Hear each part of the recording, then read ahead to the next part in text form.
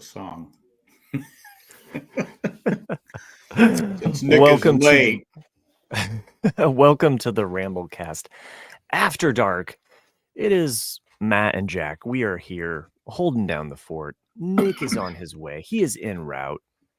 Song in tow, I assume. Like, we're going to hold him to it. You know, we'll just pretend. You think he has a song? Probably not. Yeah, I don't think so. Yeah. My focus keeps going out of, not that it matters. You do look a little blurry. I'm blurry. This is I'm okay there. I think I think that's a little anyway. Better. You look okay. A little more, all right. You're a little more clearer to me. If you're just listening to us and you don't join us live, these are all of the wonderful things that you miss out on, including Jack's wonderful background. Yes, it's an oldie but a goodie. Yeah, from the field of bananas. Because I'm on Jay's account. So I did a podcast before, a baseball podcast before this, so I had to, yeah, do all the. I just said, wires. It's there, it's there. But you were talking about mechanical things before. You said your washing machine's not cooperating. Cindy's big on the robot vacuums. Yes, and she insisted on getting this. We have like 3 of them now. Oh, Jesus. We need a new one. I go, why do we need a new one?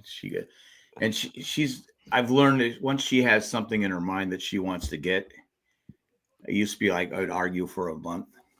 Yeah. Or something. It's stupid. We don't need it. Right. And I just go, whatever. She goes, really? I go, whatever. Why do I need to stress over it? It's like yesterday we were in Target and she likes the dollar stuff, which isn't a dollar stuff. They have that. Oh, crap. I know. It's like $3. It's like that crap section in the beginning stuff. It should say, here's stuff you don't need, but we're going to sell it to you.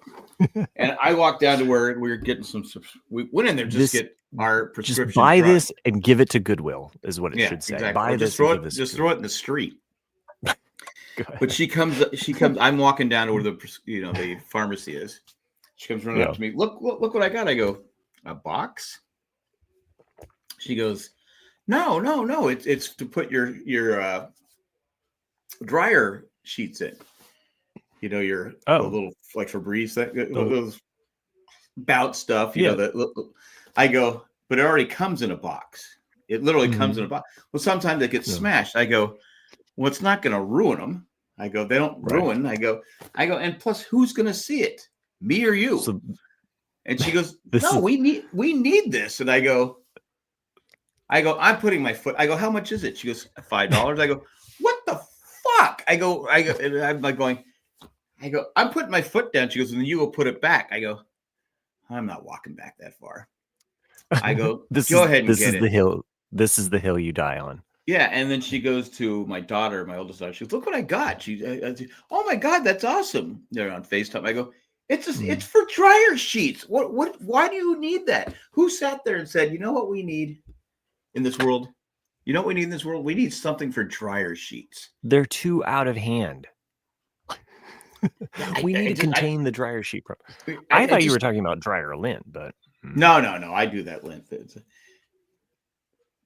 do you call that? Planting the seed.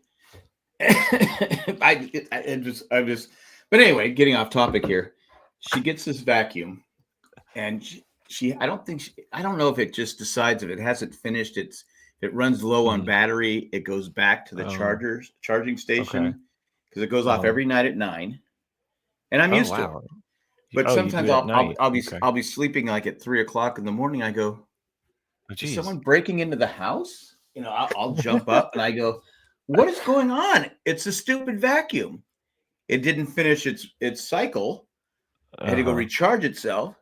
So it comes back. I go, why is it not finishing this cycle? We're not living in a mansion. I go, it's like, what's with this vacuum?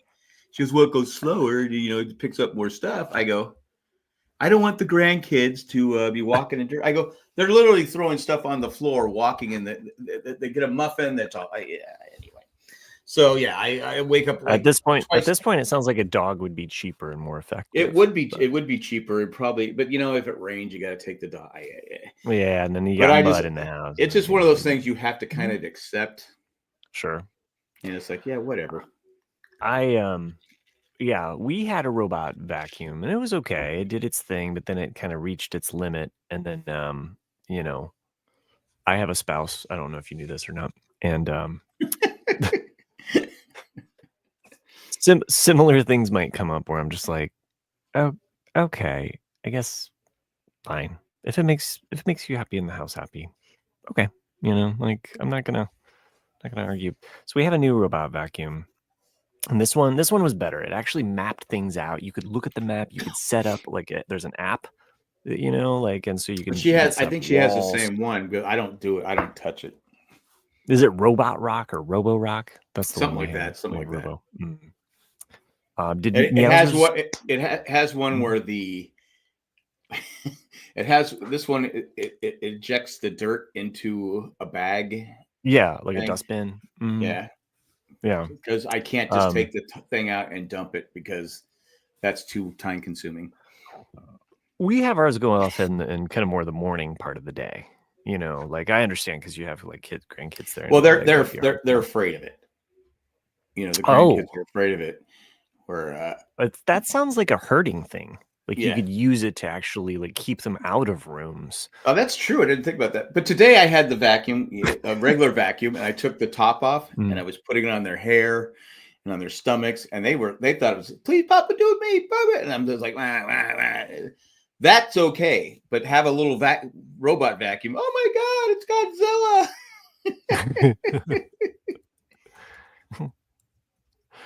Godzilla. Sherry says a friend of hers in Indiana had a puppy that pooped on the floor and the robot vacuum just smeared it everywhere. Yeah, our cat threw up a couple of times. Very Hoosiers. Our cat has thrown up a couple of times, and guess who gets to clean it up? Fortunately, I have not had that happen. I haven't had the robot go over something. Typically, what happens is it self-sabotages, And there was a section that I was like, don't go here. And then it just somehow it kept getting onto this one part. And I'm like, I'm like, okay, I see what you're doing. You don't want to do your job. That's what this is. Like you just, anyway, it's like, she said like, oh, this one's smarter. It will recognize and remember things. And I'm like, bullshit. I'm like, I don't think anything's remembering shit. This thing's not AI. It's not like pulling data from like everything and saying, you know what? This object is a cat toy. I better move around it. Well, and thank God, by the way, that our robot vacuums are not sentient. Cindy has said, now she said, there's one that mops too. It vacuums and it mops the floor. I go, no. I go, that's just more things that can go wrong with it. I go, how are you going to keep it from going over the carpet? I go, like the whole thing, you could set it. I go, no. I go, no. You just bought this one. But I had, because I got it at Kohl's and got a discount. And I had Kohl's cash. That's her argument. Sure. I mean, that Kohl's cash is, yeah. Yeah, that Kohl's cash, man. She's just, I'm waiting for the Secret Service to show up because she's counterfeiting Kohl's cash. Kohl's and cash. They come in and arrest her because she's got a printer in the back. Anyway. Yeah. Hey, my wife also bought a new vacuum this week too. It's just unrelated. It was a new Dyson. We already had a Dyson. We've had it for like 5 or 10 years now. It does its job. It's a good. But this one does more. Oh. So, again, Jack, I was just kind of like, okay. So I said, oh, hey, there's Mr. Nick. Yeah, Is Nick there? there I am. Do you have a song? Fuck you. I told you wouldn't have a song. I told you. It's so disappointing. So disappointing. We're talking about robot vacuums. I don't know if you have one at your house. Not for this one. I considered it when I lived in LA because it was like all flat, no carpet, so you could just easily do it. Well, I figured you're single, you probably wouldn't have it. Damn. I vacuum my own carpets. Yeah. Sherry says she has a robot vacuum. Mm-hmm. And she's got a robot mop too, but the Oh. mop one never goes on the carpet. I do have a robot window cleaner. That's pretty cool. It's Is that the one that goes on the outside? yeah, like they going in or out. But yeah, Yeah. it's like it's two little spinning things and it suctions to the glass, and you put Windex on the lower one. And so what it does is it cleans it with the top one. And then they just kind of go like, you know, and then it goes up and down the window, and it's pretty cool. Can you do me a favor? What? Don't let Cindy know those are out there. What? Because she'll want one. Well, I think your secret's safe since she doesn't watch this podcast. So She's on TikTok. I mean, she was like literally dripping in sweat the day it was banned. Yeah. Mm-hmm. But what she does is she watches videos and stupid stuff. I don't know how she, but she watches TikTok shop, and she said she got this rug that you can wash and replace it. I go, she goes, what do you think about it? I go, what was wrong with the other rug? She goes, you couldn't wash it. I go, you just got a steam cleaner, a hand steam cleaner that could clean it. She goes, yeah, but this one you can wash. I go, you really pick it up and wash it. I go, okay, all right. Yeah. I mean, but does Nick have dryer sheet box? Randy, we'll get to the bottom of that real quick here. Yeah, I guess he does. Oh, what? Oh. Yeah, he does. That's his dryer sheet box. All right, so Sherry wanted to know what it was. But does Nick have a dryer sheet box? I do not. So you want she one? Didn't even don't ask. you? This one is called the AlphaBot x8 or X8, which I think I got it maybe 9 months ago. So it probably was the newest. Did you think that is it really ×8? I don't know. X8 is the model, but it comes with like different cylinders on the bottom, so you can change them out easily. But let me just get it out. So what if we just started calling X times? Yeah. So this is what it looks like from the outside, and you put like these cylinders on it here with these kind of like pads. Oh. And you spray this one on the bottom with like Windex, and then you just hit the power button. You just put it where you want it to start. Hit the power button. It will start the suction, and then it will kind of go down through. You can clean the whole window for you, and it's really quick. If Chris was here, he would also ask if it sucks anything else. Yeah. Any streaks? Yeah, like so it's not bad. The streaks are not bad. The one part of the window you will have to clean is once it's finished, because of the suction, it will leave the two suction marks where it's just stopped. And so I just get like a micro cloth and just kind of do that, and then you're good. That's pretty cool. I didn't know those were out there. I've never seen one like that. Yeah, the only flaw in I don't want one. But the only flaw in it is that this one, it does have a container for water, and it was supposed to shoot out water on the sides, and it doesn't work.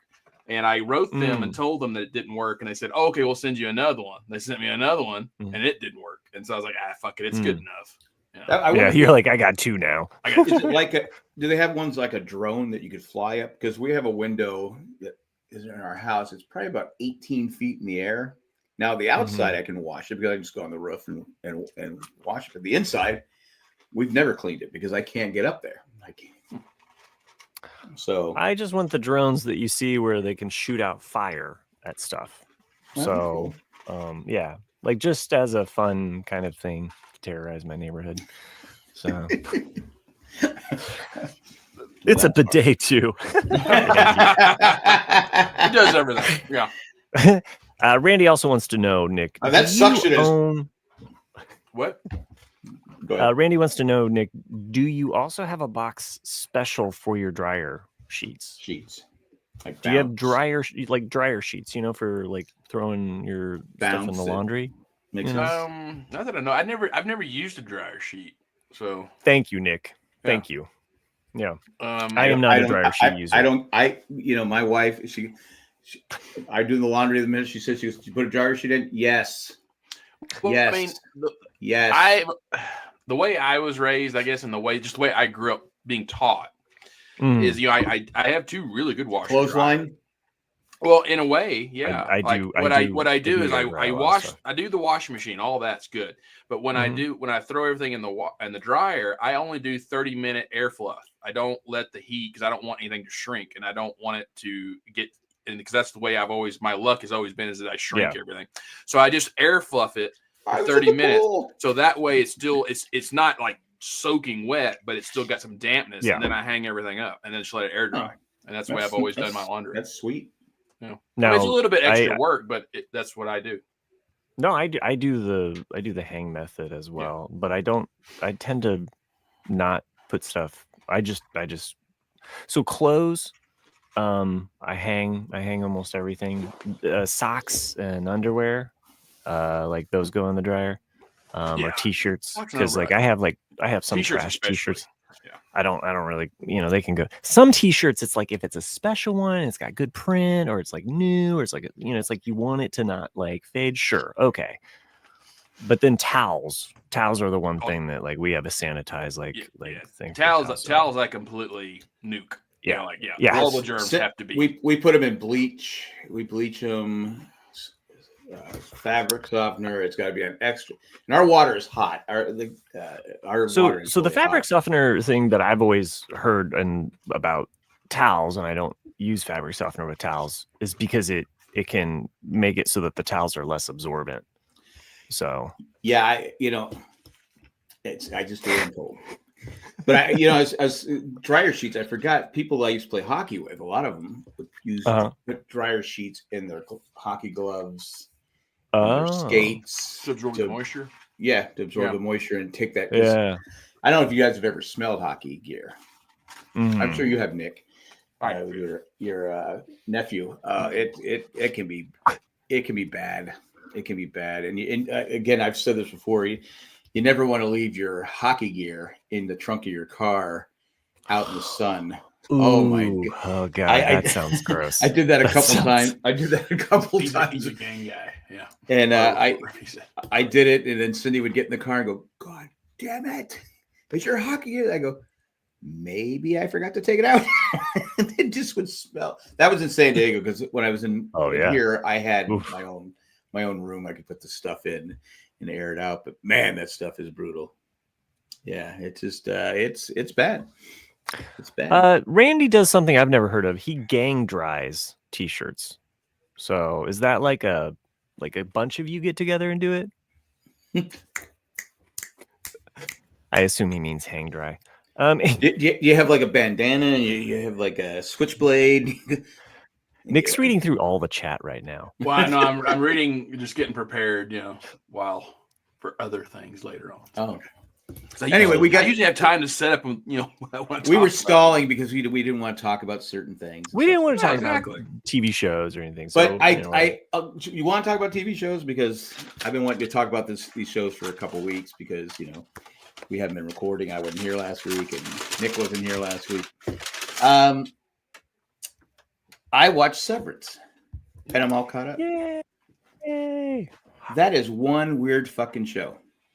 Can I just say? And I've stopped watching it before I go to bed. Oh yeah, yes. You get a reward, Jack. Thank you. I've stopped watching it before I go to bed because I cannot go to. I'm just laying there going, okay, this happened. It's like Lost all over again. Yeah, and I'm like going, oh, geez. I go, why did they do My that? problem is that when I watched it, and I will say this, Severance does not pass the dad nap. Okay. Like it is up there with Dune Prophecy because it is thick. And if you're not awake, if you're not focused, if you're just surfing on your phone, you're not going to get a fucking clue. No, you got to pay attention. It is. I mean, it is. And this season has only been 2 episodes, and it's probably more bizarre than the first season. I mean, there was things that happened that I didn't see coming. I mean, but I was close. I was close with the wife. I was close. You were really close. Really close. I was like, and I almost texted you guys and changed it because there was a scene where they go in the cafeteria or the cafeteria. Where do they go? Where do they get where the doctor talks to, right. He was like, hey, don't fire her. It was my fault. And the way he was acting, I go, oh, he cares about her. Mhm. Huh. But I go, nah, I kept with the original one.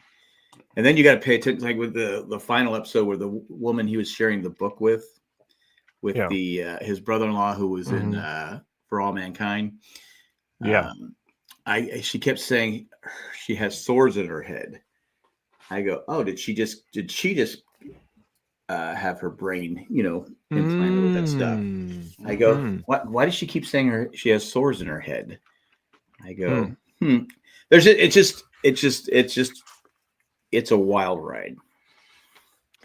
I loved the opener for season 2, like the first episode The back. hallways and all that. Yeah. I thought it really kind of hit the ground running. It was a nice, like back to the show. So I think, sometimes we talk about watching shows and then going into the second season and how that the pacing could be. So who's to say what will come? I mean, I just think Silo really petered out, like pacing wise for me. Pacing wise, yeah. I still like Silo, but yeah. That's gonna be my next show. I do. I need to finish this season of Silo. Like, oh, okay. The last 2 episodes were solid. Yeah, it was building up. It was building up because it does have that slow burn effect with Silo. Yeah. Whereas I feel like with Severance, it is lost in the fact that you're getting puzzle pieces each week. And I had no clue you guys had always talked about it, but I had no clue what the show was about. Right. And like I still have no clue. I still have no clue. True. The first two or 3 episodes, you're kind of like, do I like this? Like you're not sure, but the elevator scene with her, if you're not hooked after that scene, then just stop watching. Which elevator scene are you talking about? The one where she okay, that one. Yeah, okay. We all did emotion, so if you're in the know, then you know. That's what I thought you were talking about. Because that whole scene and that whole build up, that because I was rewatching season 1 because I knew that Jack had just watched it, and so I was rewatching. And also I was just wanting to pick up on some of the after watching, coming back to season 2. It's definitely a show you should probably watch twice. Yeah. So for everyone out there that didn't see me, like I have a Severance badge, their name badge, and I have the award that they got in season 1, which is just some finger cuffs. And so I think it was Cliff. I'm pretty sure because Cliff usually follows me around at Comic-Con, or we are walking together at Comic-Con. Oh, was it Comic-Con? Yeah, that was where I got it. So we went into the first panel for Severance, and did we lose Nick? No, I'm still here. Or did you lose me? No, I still see you. Oh, you good? Yeah, we're good with you, Matt. But he must have a weird connection or something, or he's just fucking. He froze, right? He did freeze. Yeah. All right. Well, anyway, so I think it was after because season 1 debuted in the spring, like it did this year, like in January, February. So it had to be the summer of 22 when they did their first Comic-Con panel, and I liked it. I thought it was a great show. I wanted to hear what they had to say. And they had the writer, the guy who created the show, as well as Ben Stiller in the cast there. And it was interesting to hear the guy who created the show and like how he thought of it. He said, like everybody in the world, like, you have a shit job, you hate your job, but you have to keep doing it to pay the bills. And he goes, and I got to the point where that was my thought was, hey, like, what if there was a way for me to just turn off my brain and work, but not know I'm working and get all the money, which was like, that was the genesis of it. And then I thought, oh man, but the guy that's always working, that would be horrible, and so that's kind of where it bloomed from. The inners and the outers. Yeah, the innies, and and because they treat them like the concept behind it, that concept alone is so strong, and the way that they're playing it throughout the show keeps you coming back to it. But it is a dark concept. It's a total Can you imagine when he went to sell it to the whatever networks? It took him years. It took him years. Like that's I was going to say because why are we going to watch this? Yeah, right. He got rejected. Like he said, I can't remember that verbatim, but I remember him saying that he was rejected for 3 or 4 years or more. He pitched it to everybody. Yeah. And Ben Stiller has a production company though that will take any kind of like thing, and that was, if it wasn't for Ben Stiller, it never would have been made. Like Ben Stiller saw it, read it, and went, this is brilliant. Like I love it, and he's the one that gave him the shot to do it. Well, it's something entirely new, really, when you think about it, because the whole, like you said, the whole concept of, okay, this guy's working, I'm working for 8 hours. Then I go back in the elevator, and now I'm the guy that walked into the, I'm the guy that I'm the outer. Yeah. But the inner, like you said, they don't know their family, they don't know their background, they don't know their history, and it's like, man, how do you do that? I mean, how do you do that? The sub story too with his friend who was on Seinfeld. Was he from Seinfeld? He did a couple episodes of Seinfeld. He's the one that beats up him and his boyfriend beat up Kramer for the Audemars. Oh, and they're also the you talking to me? You talking to me? Well, his character, and then his funeral, and the daughter's band that you see later. Yeah, and then he's approaching her, and she's just like she's like almost like kind of like, how would you know him? Like, how would you know? And I mean, like, because, but here he did know him. It's so. It's Patricia Arquette's character is so bizarre. That's why I said, are they robots? The workers there? I mean, it's because they're so robotic. Like the guy, what's the guy's name that's taken over for Patricia Arquette now? Maybe I should say spoiler alert. But no, I mean, I want to punch him in the face. I think it's all a psychological experiment. I think that's what it is. I think that Lumen is a massive company. Like a lot, it could be Microsoft for all we know, and they do have their toes in so many pools that they have this division. Because like you hear them talk about that, like they're only on one floor of this company, right? And this is just some division where it's like, well, what if we do this? Like, what if we separate people's consciousness, and like what happened? Because I mean, think about what they do at their job. They're literally just looking for weird numbers that look weird, like what is that? So it's not really a job. It's just kind of a psychological experiment. What year is it? Because the computers look older. I assume it's present day. Really? Because the cars look older too. Huh. Jim Watari joining us in the chat. Just finished episode 3. Oh, so nice. Yeah. Hopefully we I didn't know episode 3 was out. Yeah, they usually debut at 9:00 on. Even though they say Fridays, it's usually 9:00 on Thursday. Jim's team is ruining baseball, but that's okay. Oh, okay. Randy also in the chat says that Ben Stiller and other showrunner was on Conan podcast this week talking about the show, and Conan loves Severance. I'll have to check that out. It's definitely a show that probably does well in podcasting, because I really enjoy Conan's podcast. I just haven't caught it for a while. I've been kind of out on podcasts. I'm listening to an audiobook right now, and it kind of takes up the focus of my attention span, much like our commercial breaks. Our commercial breaks kind of take up. Okay. So I'm glad you guys talked to me, because it's funny because people I've podcasted with before on Crazy Inc. TV, one of them was trying to get me to watch it. And I said, I just don't have time. I don't have time to watch it and podcast about it. And he said, why don't you get severed? And then you could watch it. Yeah, I said, maybe I should have done that, because it's a show, but I'd have to talk about it right after I watched it. Yeah. Because, I honestly like could go through each episode and because I've watched them, I've rewatched them, and it's like you're getting, that's I think where it's like puzzle pieces as opposed to these little reveals, and Christopher Walken's character, huh? Yeah, I didn't know he was in it, and I go, whoa, Bert, Bert.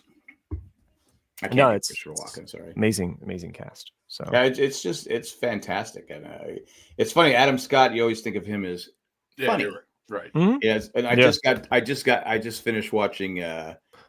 Jim's letting us know that a lot of shit happened in episode. Jim, you can't say shit on this show. Just saying. Yeah, I'm just gonna get off this show right now with you guys and go watch it. So yeah. Well, then we also have Mythic Quest that debuted. Oh, did that drop? I haven't watched it yet. Yeah, it dropped. Yeah, Season 4, Oh, episode okay. 1. Yeah. Okay, I didn't know. Is this on Apple TV too? Apple TV. And then It is on another- Apple TV, yeah. and I think because you haven't seen any of Mythic Quest, it would be a fun ride for you to go through that show. Yeah, like It's a Jack, All right, so- maybe I'll watch sitcom. that instead of Silo. You can But get it's- through Mythic Quest pretty quick, but Yeah, 'cause it's a kinda sitcom, Like, 20 it's kind Oh, of like sitcom. Yeah, it's like the Yeah. half-hour format, but it's Mhm. short. Well, the funny thing about this I is, think it's you know, half-hour. Cindy and I were talking about shows Yeah, I to think so, watch. too. I said, "Hey, everyone's saying Severance is a good show." She goes, "What's it about?" I go, "I have no idea. I think it's a sci-fi show." She goes, "Well, I like it." I go, "I don't know." So I watched the first episode. And I turned to her. I Mhm. said, "You won't like it because Now- it's Now the bigger question though, did you watch Shrinking with her? we are watching. I watched the first episode. Okay. And I said, you know, I watched this show last night because the guys were talking about it, Shrinking, and I said it's really, really good. She goes, I was thinking about watching that. I go, you'd like it. So I watched the second episode again, and Okay. we have 3 more episodes to go in season 2. Oh, nice. And I'm not because we're just power throughing it. Yeah, I said, yeah. I don't know who said it, but I think maybe it was Chris. He said, "There's not a character on there you don't like." Mhm. Right. Mm-hmm. Even what's his name from Ted Lasso, as Yeah. bad as what he did. Right. Mm-hmm. I don't want to spoil people. Right. You kind of, Yeah. I like him, but I do have a theory. I Okay. do have a Okay. theory. All right. The final scene will be, and if you haven't Mhm. seen it, skip ahead about a minute. The final scene Mm-hmm. is going to be Jimmy laying in a hospital bed. Ooh. He's in a coma. Everyone's gathering around, and his wife is there, and he was in the accident, Oh. and then it flatlines. Jam. So What? I'm just saying he in his mind was trying to make everything perfect. I'm just gonna say that I don't think that goes with the vibe of the show. I But agree. but Thank I you. like the idea, but no. what does Han Solo say to him all the time? He goes, "You're always trying to fix people. You're always trying, Oh. you're trying you can't Did you care say? too much Did you about call people." Harrison Ford Han Solo? Right. Yeah. Okay. Okay. I Because drew for blank a on second Harrison. I was like, I don't remember Han Solo ever saying that to Luke. No, but it's funny because someone said also he plays a different. He's gruff. He's got that Yeah. gruffness to him, but he's vulnerable, Well, yeah, that's Mhm. that's and that's what I- that's where it's. it's But I love it. because Harrison Ford doesn't do vulnerable. I mean, he didn't Yeah. He didn't regarding Henry, and a little bit here and there he would show like, but he's always been a great facial actor. I mean, that's his Mhm. one of his great talents. But you can see it, especially now that he's Yeah. getting older. Like he's doing he's doing all the physical acting that's just superb. I believe he And- has the disease. He says, I don't want to spoil people, Yeah. that he has. I mean, it's just Right. like going, he's just, the cast is amazing. It's a Yeah. great cast. Writing, acting. Right? It's perfect. The acting is It's- perfect. But Mhm. so that's a thumbs down on my theory. I mean, if that comes true, I'll buy you whatever you want. But, All right. Can you buy me another dryer I'll buy sheet you. holder? I'll buy you a window cleaner. All right, thank you. and I'll buy your wife a new robot vacuum, okay? Because But, I just don't think it goes with the vibe of the But show. I'm just There's a realism to these emotions, and the fact that they're going through therapy and they're therapists, and we collectively as an audience are going through therapy with these characters, so we are growing and seeing them grow, and there is a joy and a positive charge that I get from watching Shrinking that a lot of shows, you kind of left like Severance. Severance is not like I'm going to be like, oh, I feel good. You're like, so sometimes, you need a bit of sunshine in your life. And that's why I was really wanting you to watch it with Cindy because my wife and I, it became our kind of afternoon show. It became our kind of like, afternoon delight. Grandma, baby. Hold her tight, gonna watch some Shrinking. Another show that it's only I think had 2 episodes released so far. This week feels weird because I've been gone, but sure. it could be 3. It's another Apple show called Prime Target. I saw that. Yeah. Yeah, like the previews for me did not sell me, because all it was saying is like, imagine if you knew a code that you could hack into anyone's credit card or any kind of thing like that, like that would be, invaluable or whatever. And I kind of went, well, I don't know. You're saying like Russian? Well, it was He's just talking about Musk. right. But so when I watched it, I was like, I'll give it a shot. I've only watched the first 2 episodes. It's not what you expect it to be. It's all taking it like Cambridge or one of the Oxford or one of the prestigious, UK, like an Ivy. Yeah. Oh no, like English. Ivy. English, yeah. And it centers around this guy, the student, and he is, in the mathematical department, and he's focusing on prime numbers, and has this theory about how he goes, look how everything in nature is about primes. Like there's 5 leaves on these petals. There's, he's making this case of like, why don't we, there really are 13 zodiacs, which is a prime number, but yet we do 12 calendars. Like he's like making this argument. He goes, there's got to be something here. Like, why did we mess everything up where it's not about primes? And his professor is a little shady about it, and he's just kind of like, oh, and like, that there's something in his past about this. And so it is a bit of a mystery, and, the kid is onto something, but he can't allow this kid to solve this puzzle because it's like a bigger, okay. And there's probably something that'll happen if he does. Yeah. And then it's also like there's an archaeologist in it who there's a cave in, and like there's this old ancient thing, and on the ceiling it's got all these numerical things, and it's like it's going to build into something to where there's some mathematical equation that's like the key of life, but the numbers from Lost. Yeah, like the power. Yeah, exactly. But they're trying to keep all this under wraps. So basically, I'm just throwing this out there. He's trying to find. Would Cindy like it? Like I said, it's not. I don't think it's up on Severance and Shrinking level yet, because I've only watched the first 2 episodes. So I'll let you know if it's really like you need to watch it. But okay. Does he ever say that I need to find an optimal prime number? Optimal. Even I got that one. I did want to say one more thing about Shrinking. I like the episode season 2 where it leads up to the crash. How they kind of go back, and I'm really going. Somebody going, what are they do? I said, yeah, God, that's smart. I mean, it's been done in other shows, but I go, God, that's just so well done. And Derek, who doesn't love Derek? Have I not been saying like, yeah, even Derek Square. I like Derek Square. And you got to the episode where you see Derek's character, like, change or grow, or like for a couple episodes. You just see a deeper layer to him, I think. Well, season 1 you don't. I mean, most of season 1 you don't get a lot of Derek. Right. But then when he retires, you get lots of Derek. But it's, I don't know.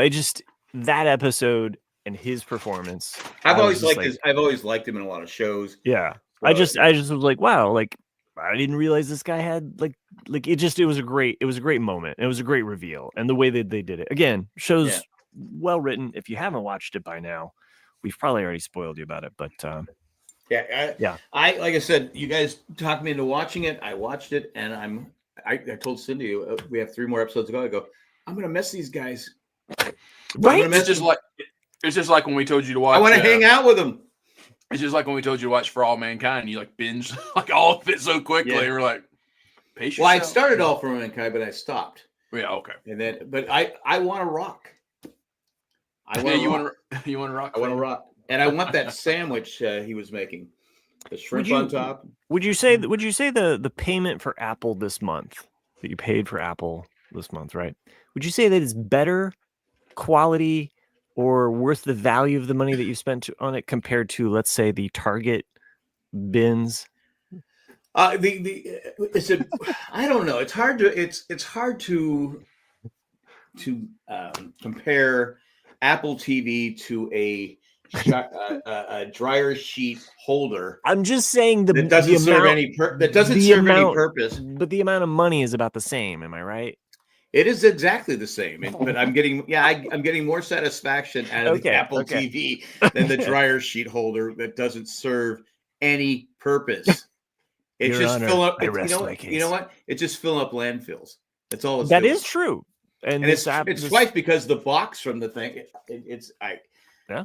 What about the shrink? I'm getting upset. Yeah. I'm Okay. getting upset. Sorry, Nick. You missed all of us talking. Just kind of, we were opening up about useless things that happen to us. Yeah.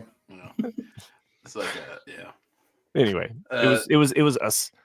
Go back and watch the first couple minutes, and you'll understand. We didn't throw you under the bus. No, we didn't talk about you. No. No. We didn't say it was a Tennessee thing. we didn't say that. Yeah, another show I kind of wanted to, somewhat recommend. It's just a one. Well, it could be potentially be a season 2, but I don't think so. It's on Netflix called Black Doves, and it's with Keira Knightley. And it's I spy show. Started. Yeah, I started that. Cindy started that show.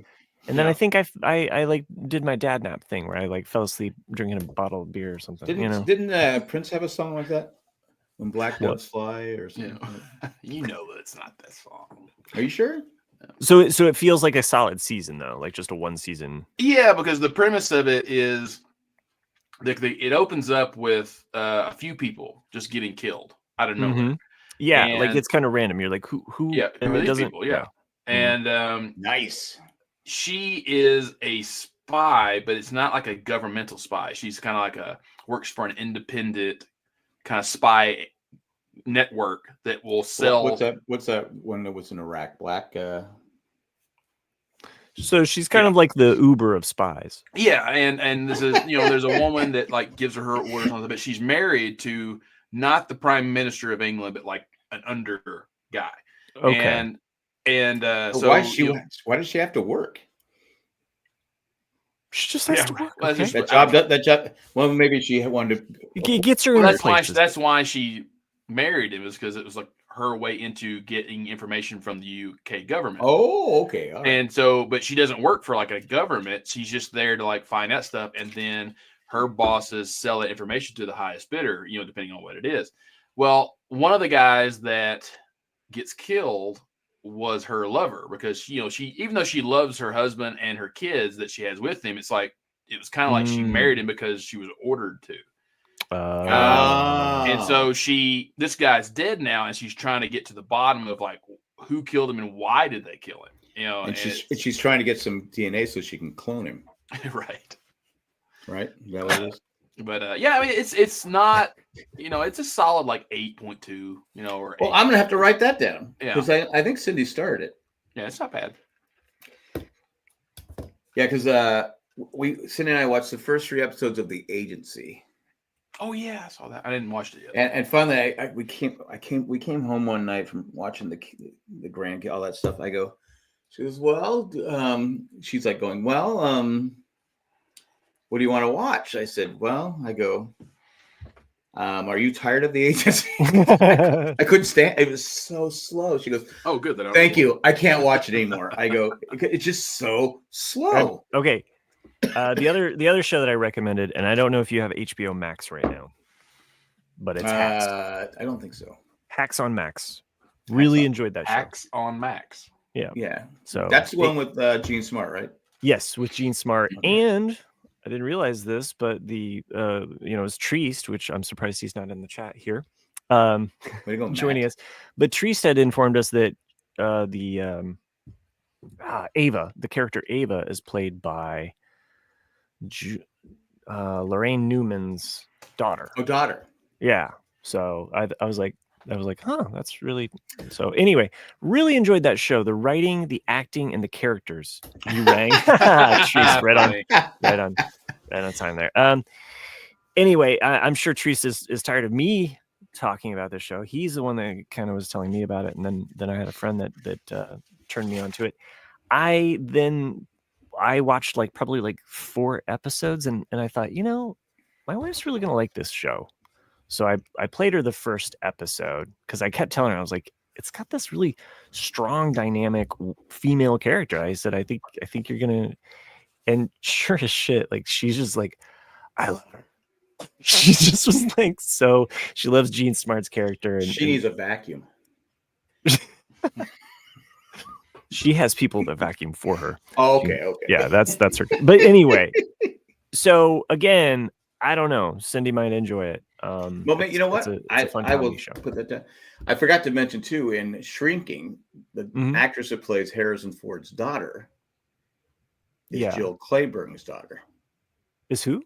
Jill Clayburgh, that was in 70s and 80s TV movies.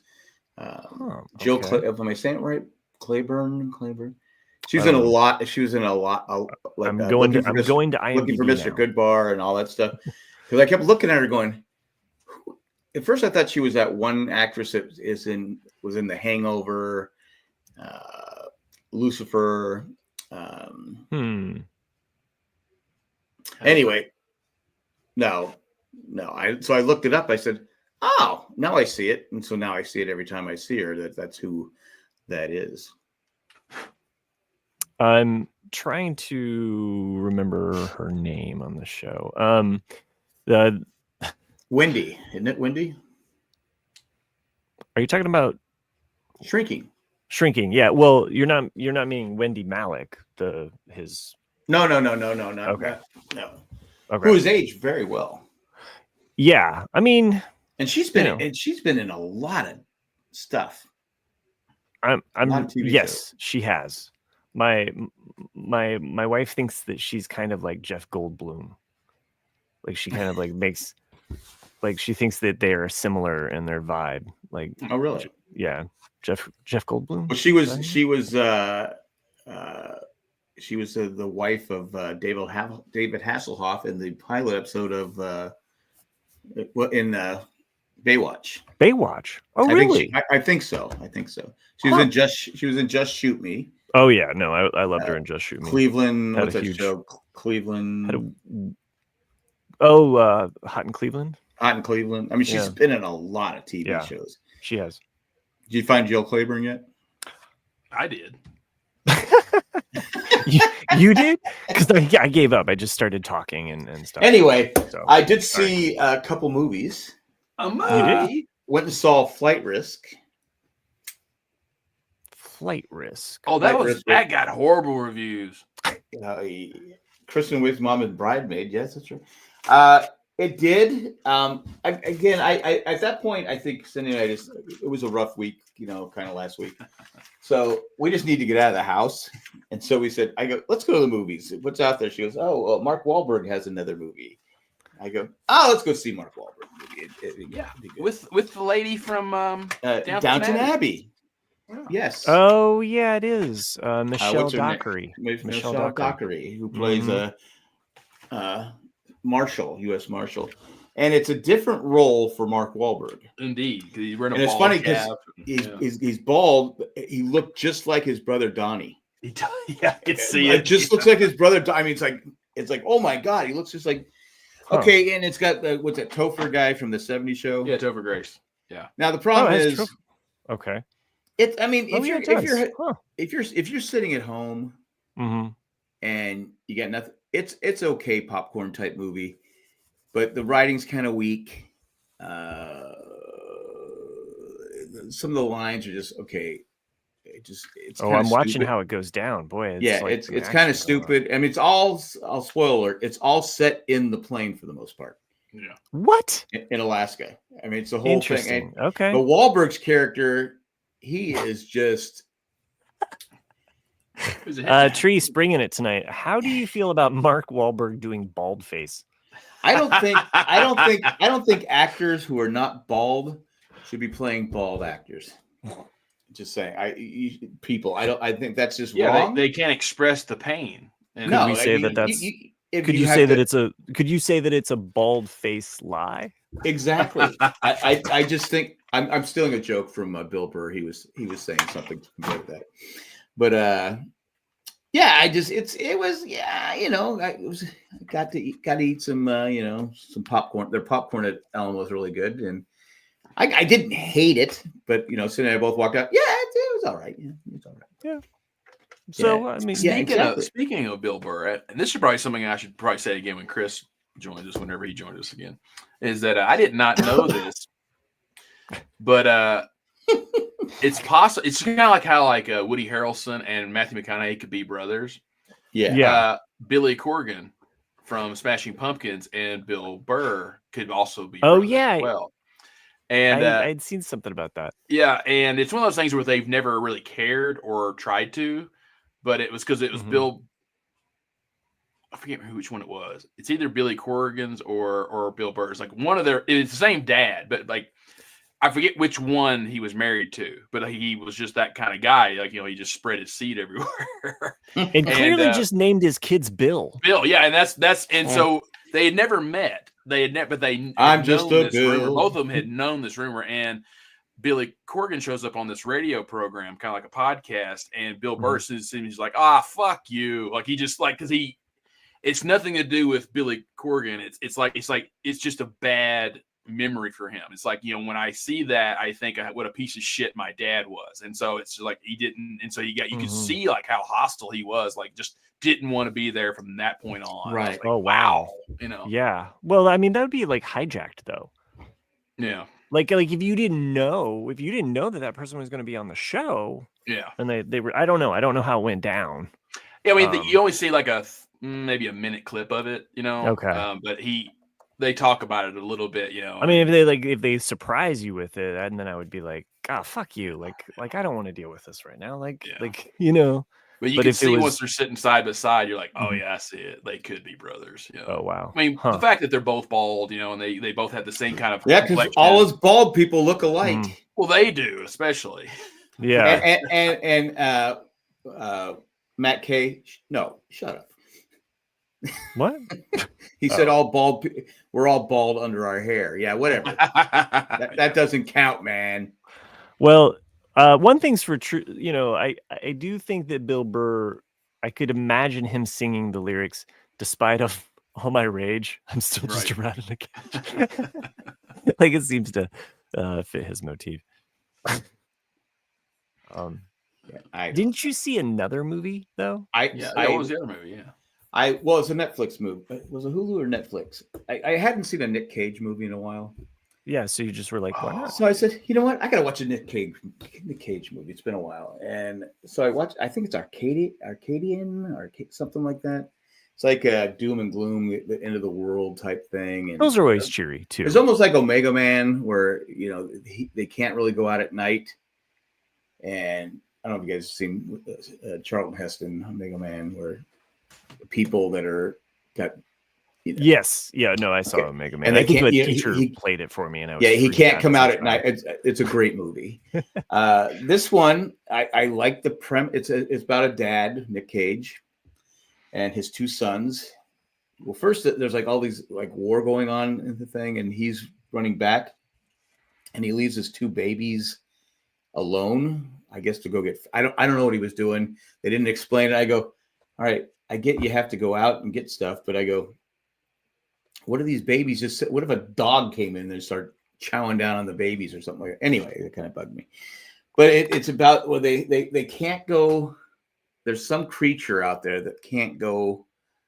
That at night they come out at night. They only come out at night. You have to be back by sunset.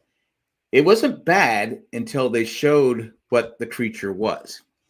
I said, really? This is what we're doing here? We're going to go cheap on the CGI. It looked kind of like an alligator type thing with fingers and hands. And it was I go, all right, this just sucks. I mean, it literally ruined the movie. The monster? Once you see the monster, what you see, what they're afraid of. Huh. I'm like going, you couldn't come up with anything else? I mean, I would have been. They didn't have the budget for it. They actually just used AI. I'm Nick Cage. But anyway, it was. I go, oh God, well, I'm invested. Now I got to keep going. I go, this is just stupid. Sometimes you're halfway in. Mm. And then there's a place called the Farm that has all these people there, and it's like there's always a farm somewhere, isn't there? Nick Cage gets hurt, and it's just like, okay, but they won't take him in, but they only take the kid from Lost in Space who played Will. Mm-hmm. He's in it, and I'm like going, not the original Lost in Space. Yeah, no, I got. And you. I go, well, why don't they like? I go, what's? I don't get it. And then, of course, at the end, you've lost. Spoiler alert, if you want to see it. You lose Nick Cage. He dies. The dad dies. This girl who Will Smith likes, and they're kind of making out and stuff. Her family dies. Yeah, they get in this golf cart that the other brother, who's genius, built, and they drive away happy. I'm like, your whole family just died. That sounds like the ending to a lot of horror movies, though. I know it is, but people get in the things and there's I found my dad's lighter, so now we can live happily ever after. Randy said, I saw The Brutalist and September 5th. Brutalist was pretty good, but not top 10 for me. September 5th was interesting, but just okay. Remember watching original broadcast live. So Never heard of September 5th. What is September 5th? I don't know. It's a date in September. Well, I know that. I'm going to pull it up here on the IMDb. Beep, boop, beep, boop, beep. I should have delivered that like airplane, September 5th. What is it? It's a date. Doesn't it? It has to do with the Munich Olympic. I wanted to see that. Yeah, the trailer for that looked good. And is that the one where I've seen Munich? Didn't they have a movie? Didn't they call it? Yeah, years ago. Yeah. Yeah. Oh yeah, Spielberg film Munich. Yeah. But they're supposed to, is that? I didn't think that was out yet. Maybe I'm thinking of a different one. There's supposed to be one where Jim McKay's son is involved in it, and Jim McKay was the guy that was behind that used to host the Olympics for ABC, and he's talking about what's going on, but they didn't get in this movie they're talking about. They used the actual Jim McKay because they didn't think they could get an actor to play him right. The other people are all actors, but yeah. I mean, I remember that like it was kind of yesterday. The Brutalist. I just pulled that up on IMDb, and as Tree says, Brutalist is a real movie-ass movie. So yeah, it looks to be as such. So it's got pretty good, but it wasn't top 10 from what I've heard. Oh, okay, it wasn't top 10. That's what I've heard. So. Top 10. That's what I heard. It didn't make the top 10 for 2025 already. Wow. I don't know. He's an architect, so I'm kind of curious about the movie now. So was Mike Brady. Yeah, and look how that turned out. Yeah. So. Oh wow, it's long, man. One bathroom for 10 kids. It has a 15 intermission. Okay. I can't remember. I mean, aside from Braveheart, I can't remember a movie that had intermission in a long time. Yeah. The right stuff. I saw Hamlet. Well, I mean, yeah, I know. No, the movie Hamlet, when that came out with Kenneth Branagh, and they had big cast, and it was like a 4-hour movie. It was like a 4-hour movie, and they had a whole intermission, and I think that was like that drove me nuts first because I'm not a musical guy. I can't stand musicals. I think. Well, Hamlet's not. You didn't like Grease? Oh yeah, no. Hamilton. I was thinking Hamilton. No. Hamlet. Hamlet. No, sorry. Hamlet. Okay. The Hamilton. Yeah, our first Secretary of State was not Hamlet. Yeah. Okay. He's not on the $10. He's not on the $10 bill. Yeah. So Hamlet, and then I think Gone with the Wind. I don't know if Gone with the Wind has an intermission. It is intermission, yeah. Okay, because I saw that when it came out for one of the anniversaries back in the 99. You were there, 1939. Wow, you were freaking me out. I go, how fucking are you, Matt? Yeah. I would have seen it at the 60th anniversary when it was they had a. I haven't seen it since I was a kid. So I love Gone with the Wind. I've seen it God knows how many times. Really? My sister would make me watch it a lot growing up. You like Gone with the Wind? Gone with the Wind's a classic. It's a great film. I know, but it's it's kind of harsh for your. Well, it's two movies, really. That's what makes it good. It is like the intermission is a perfect spot for it because it's basically because it's all the destruction and the war, and then it's all about rising up again, or having it's two different movies. Yeah, like I said, I haven't seen the end. I remember the end more fondly than the end of the first half more fondly than I do the second half, even though the second half is the more famous one. Frankly, Scott. And the thing about Gone with the Wind, though, especially that movie could never be made today. Not because of the subject matter thing, but just the production value in that Oh, movie is insane. sure. I It would mean, cost you billions of dollars to make that movie today. look at look at any of the European architecture. It's just like Yeah. we have no artisans to make, and we don't put money into architecture like we did. So Right. like even buildings that were made in the 50s have a lot more going on than we do.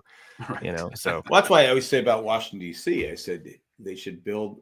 It shouldn't be allowed to put even. They tear down a building. It should be designed with like they were back in the 1700s. I mean, I hate seeing a brand new building up there next to a building that's 200 plus years old. I go, I don't. or 300. Yeah, I Some- don't. some I cities don't know, do- 'cause It bugs me. Some cities do But- have codes like that. Like, where I lived in LA, which is only like it's But then a you- 2-block yeah. wide, but it's a strip that goes north and south, and it's called the historic core in downtown. And everything has to be to that code. Like, you cannot Sure. build another building. Like an armpit because it's L.A. But I mean, like, that's where like- every movie that's shot that's supposed to be New York when they don't go to Yeah. New York is shot in the historic core because it looks like New York. right. But yeah, you can't have a building more than so many stories. It all has to be a certain type of architecture. Like, it has to look like that. I just think that DC there's a lot of history there, a lot of corruption, but a lot of history there, and I think that it should.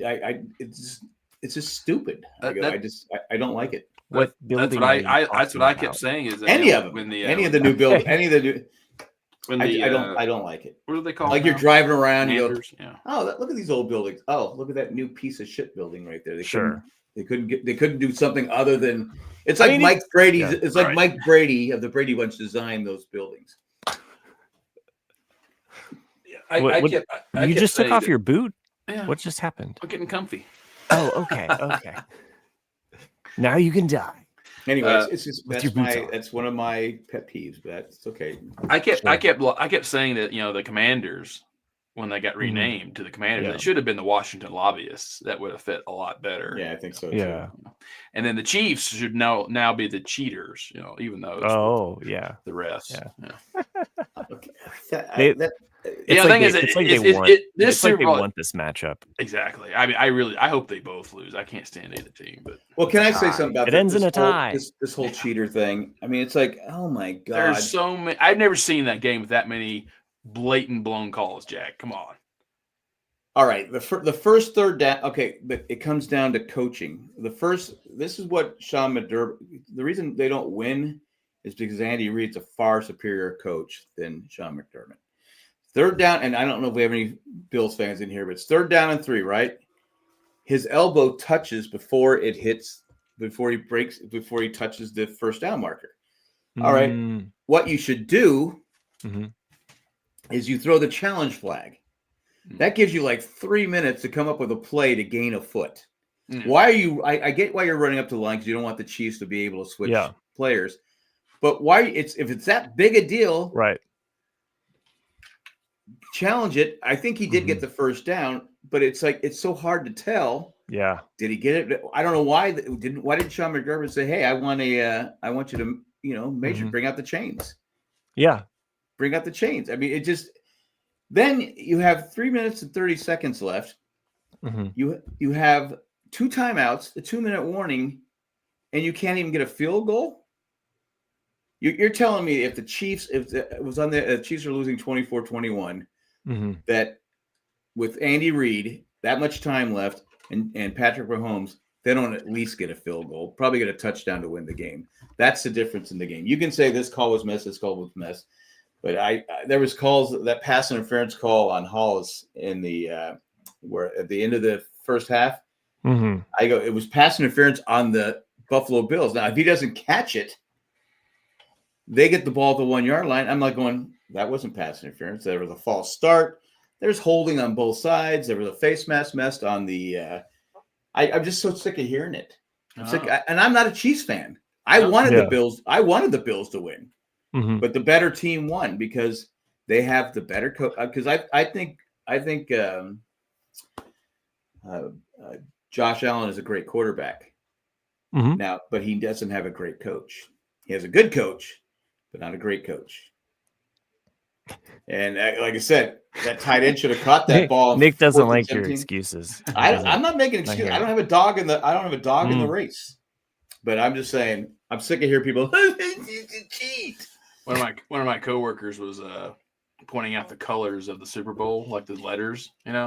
He's like, "That's how you know it's rigged because, like, look at the colors; they're red and green." He goes, "And then next year's what are they? They have blue. That means that the Lions are finally making it next year. You can take it to the bank." There's more blue teams than one. Yeah, it's true. And why would the NFL rig a small market team to win? If you're going to rig it, you rig it for the Jets, the Giants, any of the LA teams, Chicago. You don't rig it for a small market team. Anyway, I'm just sick of hearing it. I can't do it anymore. Can't do it anymore. Okay. Well, this is the first time we've talked about it. So yeah, I know. I'm cool with it. I'm cool with it. Like I said, just heard a lot, especially from Cindy. Cindy goes, "You complain when there's bad calls." I go, "Yeah," but there were bad calls on both, and especially the Eagle game against the Commanders. There were a lot of bad calls that went against the Commanders. Jack, I'm just saying this shit wouldn't happen under Ed Hockley. I'm just saying. No, it happened under the sun. Jack, we always talked about like the idea or the idea that coaches should be able to have one challenge on a call, like basically, like if there's a flag, like or a not, like there should be a challenge, like a no, that wasn't this or something like that. Like there should, if they mess a face mask, right? You should be able to challenge. You should be able to challenge it and make it limited, but like make it count. But you should be able to challenge a call if it's just like, oh, like there was pass interference on this person, but you called this. I should be able to kind of challenge that yellow. I don't know. And there was another call that people were complaining about. The Chiefs guy's running with the ball. The defender puts his hand over his face on the face mask. And as he pulled it back, the guy's head turned. Now, did he pull him? I don't know. But if you're a referee, right, and they're going full speed, and you see boom, what are you gonna do? Mm-hmm. Yeah, I used to tell people when I call them for hooking, they go, "That wasn't hooking." I go, "Well, you know what? I'm behind you, and all I see is a stick. And I see you pull them like that. What am I going to call? Right, hooking." I go, "If you don't want to be called for hooking, don't have your stick around his waist." Right. So there. Anyway, you know what flag I should throw right now? Yeah, a flag for a commercial break. Sounds like a good one. Make it sure it's red.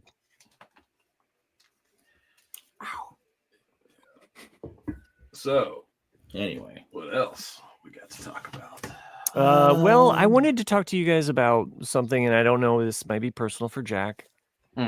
There's something that happened in the texting thread with us guys. You were diagnosing Jack.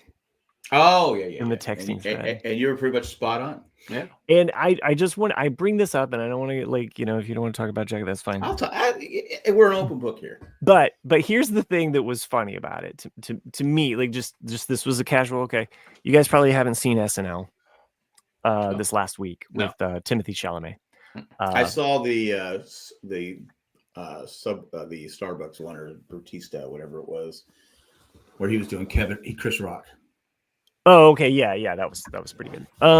There was another one though where there's basically it's a commercial or something like that where they're advertising the fact that this new way of basically getting diagnosed for health screening. And it's basically convincing guys, because guys are less likely to get health screened for stuff. Yeah. So the whole thing is about guys coming onto a podcast. Really? Funny. Yeah. And the podcasters are actually doctors secretly. They're like, bro, what's up? Yeah. Do you mind? Hey, how's your sex life? How many partners do you think you have? Like, hey, how many drinks did you have this week? Right. That is pretty. It's smart, because when you're on a podcast, you you talk, and we talk. We talk a lot, and so what? Okay, I didn't put this together, but I was, we talk, and I was telling my wife that something happened, and I was like, yeah, the guys diagnosed Jack, and Jack. she was like, just like on SNL. Well, it's funny because when Chris was talking, I go, "Does Chris have diabetes?" And I go, No, you "I worked forgot for he was a company. pharmacist." Yeah, I Yeah. because I was like going Right. He worked for a meter company, or yeah, he worked for pharmaceutical company. no, he did, but he worked for he sold a certain kind of blood sugar meter. Like you Oh, want it was okay. yeah, like it was because I remember I had it at one point, when he still had that job, but I no longer use a prick meter. Like I use You can I have prick your finger, but you can't finger your prick. that's right. Yeah, so he knows a lot about it too, but it's one of those things where it's like, hey Chris, guess what? I'm the diabetic here. Not you. Like, Well, it's funny because I was I finally went to the doctor because I think the last time we recorded, I think I was telling Matt, I said my mouth is so dry, I can't quench my thirst. I'm drinking. Then it was getting bad, and I'm like going, my vision was kind of getting blurry, and I'm just like going, what is wrong? So Sydney sets up an appointment, and I thought she sent me to the Mediclinic thing. And I wasn't really paying attention. So I drive there and I'm sitting waiting. And it says a check-in. I go, the number's not coming up. Finally, the lady comes out. She goes, do you have an appointment? I go, yeah. She goes, what's your name? She goes, I don't have you on here. She goes, you're at the wrong spot. No, and I go, oh, okay. And so I'm sat there for 30 minutes. It could be, oh, I'm sorry, you're at the wrong spot. And I said, okay, thanks for the being so caring. So I go to the other place. I'm already like 25 minutes late, 30 minutes late. They go, are you Jack? I go, yes. So I sit down and they go in there and I go, yeah. And they go, oh, you got to give you the sugar test. I go, okay. They go, oh, back. I go, oh, we're going to wait like 15 minutes and give you another sugar test, but you failed the sugar test. You're da, da, da. And so that's when I started texting you guys saying, hey, I'll make it tonight. And I'm like, and you guys were going on and on and on. I'm like going, okay. Well, hopefully it's that and not, hopefully it's what Nick is saying and not everything else. Mm-hmm. So then they go back and they go, you have to go to the emergency room. We can't tell you to go to the emergency room, but you have to go to the emergency room. Oh, that's interesting. We're telling you should go to the emergency. Don't wait. Mm-hmm. I go, well, can I go home first? I want to take a shot. I mean, you could have gone home. Yeah. I just said, okay. So we went to Duke. You're like, can I podcast first? Yeah. Can I sneak in a podcast? Well, it's funny because they were really cool at this Duke place. I mean, they were extremely, helpful. But it was funny because when I first got there, they do the test and all that stuff. And then they kept asking me, different people coming saying, what, you're 62. I go, hey, how long have you had diabetes? I go, today. They go, 5 minutes. They thought I had screwed up and not paid attention, and they kept saying, they go, have you lost a lot of weight? I said, like 13 pounds. No. Have you lost a lot of weight recently? Mm-hmm. I go, they're trying to say, I go, did you lose like a lot of weight? I go, no, they're saying, you shouldn't have it. How do you have it? And I go, I don't know. You can develop it, type 2. It's easy to develop. They just said I wasn't in the. It was rare because I didn't have. I don't know what they were saying, but they were really nice about it. Well, I mean, you can develop it, and you can have it later in life too. Like I don't understand why they're like freaking out. Like this is some medical miracle here. I don't know. They were just kept saying. Everyone kept coming in saying, well, how long have you had it? Yeah. You got to take better care of yourself. I'm like going, I will now, but my grandmother like basically hid it forever. And then eventually it took her, because she went into a diabetic coma because she did nothing about it and she just ignored it and she tried to like just hide it. Yeah. It's eye opening. And then sorry, not to get no, that's fine. But they gave me the pills. They said, okay, we'll make for like 3 weeks, your stomach's going to be upset taking these pills. Oh, yeah. I had to put I had to get 2 bags of saline. Yeah. One had protein. Yeah. One had protein bags, and then they gave me insulin into my, the whole thing. Yeah. I'm like, they go, if you have, then they said, if you have acid in your blood, you're gonna have to be checked into a hospital for 2 days. I'm like, oh, that shit. I'm like, but I passed it. I didn't have to do it. Oh, good. And I'm like going, but those pills, it's like I eat, take the pill, my stomach hurts. I go to the bathroom. I said, this is just brutal. I go, because I have a bad stomach anyway. So it's like, oh my God, I got to deal with this shit and stuff. But they were, it's been ups and downs. And then we got the poker thing, the prick thing. Mm-hmm. And Cindy she was doing it for me. I go, you're hurting me. She goes, you need to suck it up. I go, you're not doing it right. And she goes, I go, Definitely she's doing this. She's not doing it right. Yeah. I go, she just watched Pulp Fiction and she's like, I know how to do it. It's going right in your heart. So I'll give you. You're not fucking Daniel Boone. What the fuck, man? I'll give you a little tip. We figured it out. Just the tip. No, like don't because you have a lot. Even though it's more accurate on your fingertips, you can do it right here, and you don't have the nerve ending, so you won't feel it. But it won't be. Now that we're just doing it right, yeah, it feels like I go. In the hospital, it just went tink, and it just a little blood would come out. All you need is a little bit. I go, you're stat, and she's like, rip it to the side. I'm like, going, you're killing me. Yeah, it used to be, but you used to have a lot of them, and now it's like you just need like a pinhead. Yeah, you don't need hardly anything anymore. But yeah, I used to when I prick for blood, literally.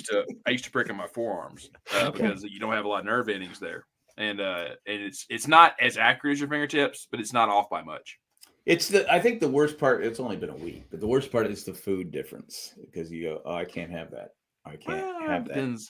Depends on. Well, because if I eat something, we went to the difference is like with type 2s.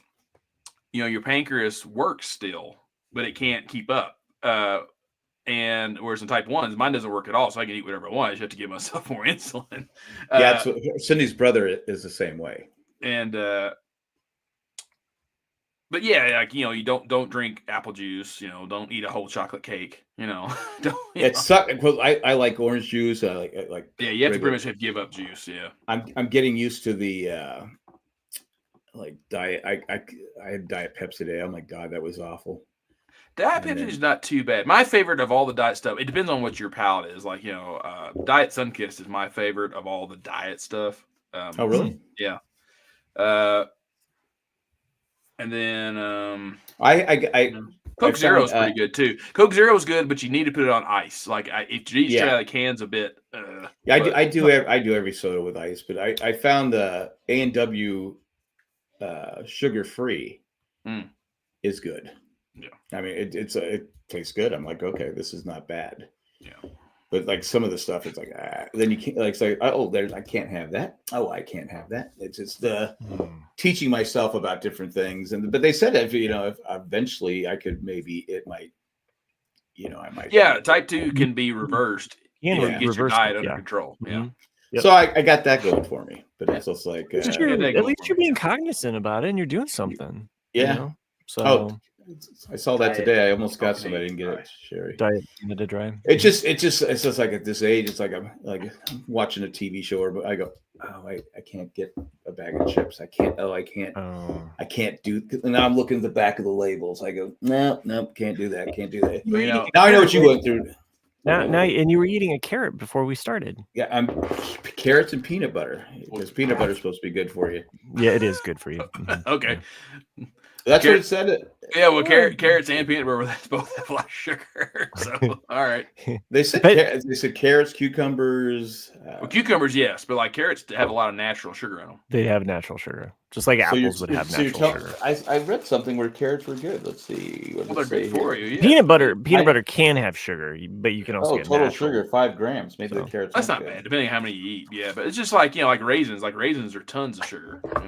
Yeah, they're good for you. I don't like hummus. Carrots and hummus. I love hummus. Sherry says carrots are good. Yeah. I mean, I'll eat hummus, but it's just like just get the dark chocolate. I don't like dark chocolate. Well, it's funny. I just bought a thing of Coke. At Costco. Yeah. So I gave my son-in-law, and I just gave Alex I bought. They were. Oh, did you get the sugar Coke? Did you get the sugarcane Cokes from Mexico? Is that where? No. I got the cans. Okay. But I have gotten those. But well, at our Costco, we just saw them today, and my Yeah. wife was like, "Oh, I was Yeah. thinking about getting some of these." it's just it's only been a week, so it's Yeah, like, it's too soon. Well, yeah, it's going to be an adjustment period for sure. Because again, you'll start once you get used to it. no you'll start alcohol. You can have. Oh, that's bullshit. Well, they said. I mean, They're being weird with you. Because my well, I'm trying to get it down. You're trying to get it Right. down. Yeah, It was you're at trying to get it under 492, control. and then they said if it Right. goes over 400 again, I have to go to the hospital. The next day it was like we got it down to like 290 something, but then later on that day it was at 397. I'm like, yeah. I go, shit, I don't want to go back to the doctor. Yeah. So, but I'm drinking more water because that'll flush it out and stuff. Oh, I see. Yeah. Yeah. But anyway, that was why I wasn't here last week. Oh, but I did. Because Sydney was sleeping on the bed, and I was watching Barney Miller, and I go, God, because I used to watch Barney Miller with my dad, and I go, I remember that episode. And then next came Bewitch, and it's a black and white episode, and I just thought this premise of this episode was a hot girl moves in next door, and Darren's all the guys are like this. I go, I'm like, but Darren, I go, your wife is hotter than this girl. Yeah, Elizabeth Montgomery is hotter than this. Why are we making such a big deal? I mean, she was attractive, sure, yeah. but and her name was Pleasure. She was on Pleasure Ranch. Pleasure Ranch. Yeah, yeah, Pleasure Ranch. Well, but it's like going. I kept going, but she's hotter, and she's a witch. She can, if she wanted to turn this pile of shit into gold, she could do that. I mean, it's like going. Of course, Darren wouldn't like that. Yeah, I'm against that. I'm just gonna play devil's advocate here. What if there's an episode of Bewitched where she actually severances Darren? Right. Maybe she did. Yeah. That's why he looks different. I had seen this before about that show. Sorry, not to. No, you go. Yeah, it's like the actress. I always forget her name that played Elizabeth Montgomery. Yeah, she. I had a crush on her as a kid. Her contract was originally for 4 seasons, and then after the 4 seasons, she wanted to be off the show. And then they gave her, I guess, a crap ton more money for 3 more seasons or 4 more seasons, whatever. I think it went 9 seasons. Yeah, but she didn't want to do it anymore. She was like, and so like in the last season, like she goes like most of the show episodes with braless, it was kind of like her way of rebelling. Huh. Yeah. Well, I mean, you're kind of trapped in the system, right? You're kind of part of the there just wasn't much growth with the character. That's what it was. It was just like, you're doing the same thing every episode. It's just like I was just tired of doing it. Yeah, it's boring. And it's funny, the guy that played Larry Tate, Darren's boss, I don't know if this is urban legend, but he supposedly was on the plane, was it 283 that got shot down overseas? I know this is a touchy subject right now, but I said why he was. Because something happened yesterday. Yeah, I know. But I'm saying, I think it was Flight 28. I forget who shot it down, but it was shot down and everyone aboard. I think he was on the plane, but I don't know if it's fact or not. But I was watching that episode, going, I don't get it. Again, like she was attractive, but I'm like going. I get the other guys because the other guys are, That was, I think it's in season 1 of Mad Men, and when they actually did marketing, on the show, and I don't know why I just liked the idea of it. It was that when they were trying to sell underwear, and it's like, Marilyn by night, Jackie by day, or whatever, and it was like a white versus the black, and I was like, oh, that's an interesting concept of like men want both types of sexuality, like, exactly. I was like, oh, that's just something I had not thought of until I watched that episode. I was like, that's actually a pretty good campaign. It probably was a campaign. Yeah. Well, no, I guess not. They probably couldn't got Jackie O. Yeah. But my favorite, I think, Bewitched episode was one where Lincoln and Washington come back or something. I can't remember the premise, but Washington is mad that his dollar is not worth as much as Lincoln's. He goes, if I was the first president, why is mine not worth? Why is mine such? Why is there only one? Wait, did anybody tell him about Benjamin Franklin? Because they get really bad. I don't know. He'd really been pissed then. Wouldn't he? Probably would have thrown out his teeth. He's like, he's not even a president. Neither was Hamilton, though. Yeah, sure. Yeah, that's true. Yeah. Yeah, that's what was funny to me. Like, what was it, like 5 years ago when they're talking about, just completely overhauling the money system? Is like, yeah, like you don't always have to have presidents on the on money. It could be just Americans of significance. It could be Einstein for all I care. Like, yeah, it's just kind of like how the quarters did all the states on the backside, Sure. and then national parks. Just, But most like, people are going, money? What is that? Yeah, I know. No, I haven't used cash in forever. Right? Yeah. And that's what cracks me up is, like when I go home, my dad and mom still use cash, and then they'll give me like $100 bill, and I'm like, what the fuck am I supposed to do with this? like I can't. I was like, I'm not going to go to the bank and deposit $100. It's like I just end up putting it in a book. Like, oh yeah, in case of emergencies, like I'll just use this some of the time. Randy, it might have been a Russian shooting down a Korean. Oh, well, they all died when that. Everyone died. It was like 283. Yeah, that happened. I forget when that happened, but it was a Korean air flight that was flying over that peninsula in Russia. And but the thing is, like the 2 or 3 days or a week beforehand, American fighter planes actually had flown over it. So Russia was like all paranoid, and so they shut it down. Everybody died. Yeah. Yeah, it might have been it. I don't know. Yeah. I thought it was like Libya or something shot it down.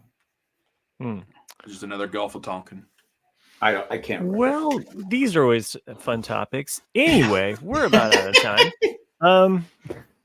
No, I just one last thought. I'm teaching. I was telling Jack earlier. I'm teaching the history of comic books. It's kind of my spring class that I teach every, and this is my 3rd year teaching it. So what kind of where would that fall under? Like as a student, like what elective does that fall under? It would be a humanities. But they would take it. It would be under art history. So okay. And I have a full class, and I always have like 5 waitlisted to get in. It's a very popular class. Oh, no doubt. Yeah. And it's fun to teach. I like it. I'd teach it twice a semester if they'd let me, but there's just politics. Do you debate Mobius versus Kirby Silver Surfer? No. I mean, typically I'm just kind of like, we're just kind of going through, I lead them kind of through a lot of the famous artists or significant people that were looked over or things that stood out, some of the more famous ones were, and of course my focus is primarily on American and not necessarily European or world comics, because it's a lot to research. It's like saying, hey, why don't you American literature, why don't you study world literature? You're like, right, what? It's like there's so much. And every time I go back to teach this, I'm always learning. We gotta go back. I'm always learning more. I'm always finding new artists from, and it's exciting because a lot of this stuff is still relevant. A lot of the stuff that you find and turning young minds on to being like, hey, did you get that's everything though. I mean, that's why, all of us, like Chris included, that's why we're such deep about stuff. Cause you could get into something like an album, and you go, oh, I really like this album. And then next thing you know, like someone will go, oh, you like that one? Listen to this one. And then next thing you know, you're diving more into why that song was written and why they did that bit of production right here. And it's like, oh, and it just opens up this huge world. There's so many avenues. I mean, it'd be like teaching the history of American pop music. I mean, there's so many different avenues that you can come into it because of the finances, the different genres. There's just a lot of different, avenues. And then right now, currently, Diamond Distribution, which had been distributing pretty much all of comics up until the pandemic, and then the pandemic they had a monopoly. Diamond Distribution had a monopoly on all, no joke, like they were the ones that created and printed all of this stuff for all of the different publishers, right? Well, they've gone bankrupt. What are you doing here? Hi, friends. Hi. Everyone out there, it's Colleen. It is very bright in here. Why is it so bright? I like how it Got a was just green like screen. I your don't look head. like this in real life. You look fine. Kind of. You look a little white. You're a little pale on the screen, but she's not that pale in real life. Oh, okay. No. She's more tan. That's what we need to know. Yes. I can't hear you guys, but hi. Oh, that's right. I forget. You didn't have access. Left one, left. Yeah, we're just saying hi. That's all. Oh, she's not putting it. What up, sluts? Nothing. Hola. We were just saying hi the whole time. And Hola. then like, oh, Yeah, we were saying hi, and we said that you didn't look bad. you look know, as pale. Thank you. pale is what you think. I mean, Anyway. have you seen Jack? This is who we usually podcast with. Is that what you? Why are you so? Are you over here because of me? No, I just.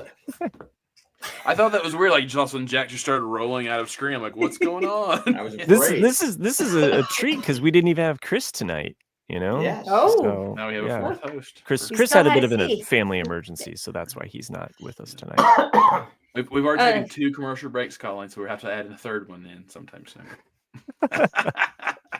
Well, I see you've only been recording for an hour and 30 minutes and 15 seconds, so you're still good.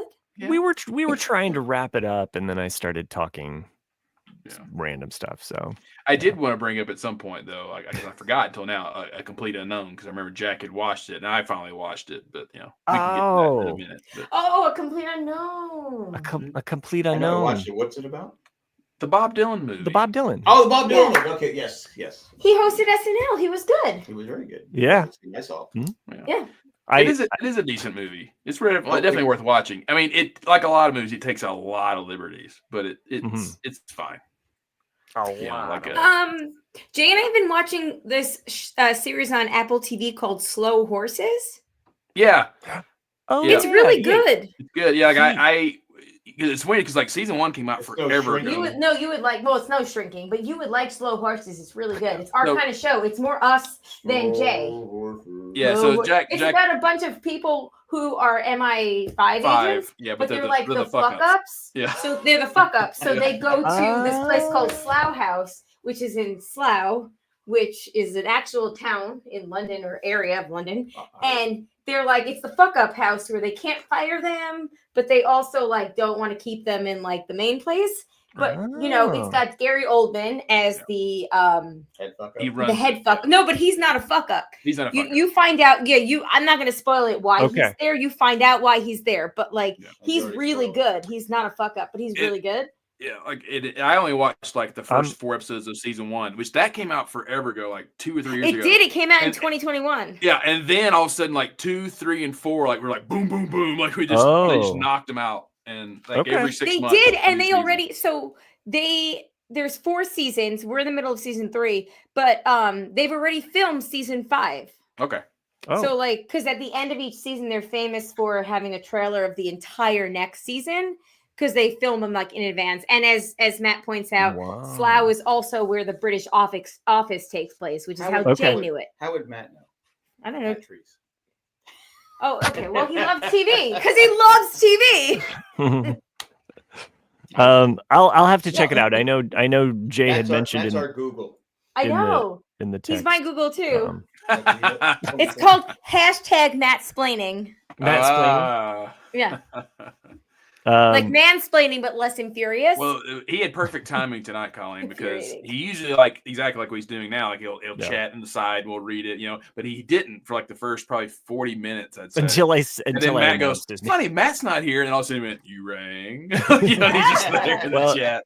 I was talking about hacks, which he had brought up hacks oh, I love months hacks. ago. Yeah, and I've been talking about my wife and I have been watching it and really enjoying it. Are you so- saying hacks like HACKS or Yeah, Correct. with Jean Smart Yep. and what's her name? Einbinder, the daughter of the chick from SNL. You know who she Yeah, is. yeah. Yeah. Ava. God damn it! I just know her What name is is the Ava. fucking matter with your headphones? Why do they keep falling out of my Don't fall ears? out of my ear. That's because they're too big for my ears. I guess On that. it's that thing that I have to spell it out. It's HACKS. Well, it's just Oh, one of yeah. like, It's does it- really does good. it I have, like, recommend it. hex? My Like, children I need to was go over there home sure if I was now hearing and- hacks. It or was good hex, seeing I you. was like, oh. It was good Oh. seeing you, Colleen. No, it was good to see you too. Slow horses. You would like it. All right, Slow I will- Horses. I will watch Slow Horses. I'm 'Cause putting we it on- like I- types of shows. Would Cindy Put like it it? on my list here. Probably it's not. There's like graphic scenes here and there, but it's not like overly graphic. Like the whole thing is like whatever. Well, she watched Sopranos. I mean, in Deadwood. Okay, yeah, it'll be fine.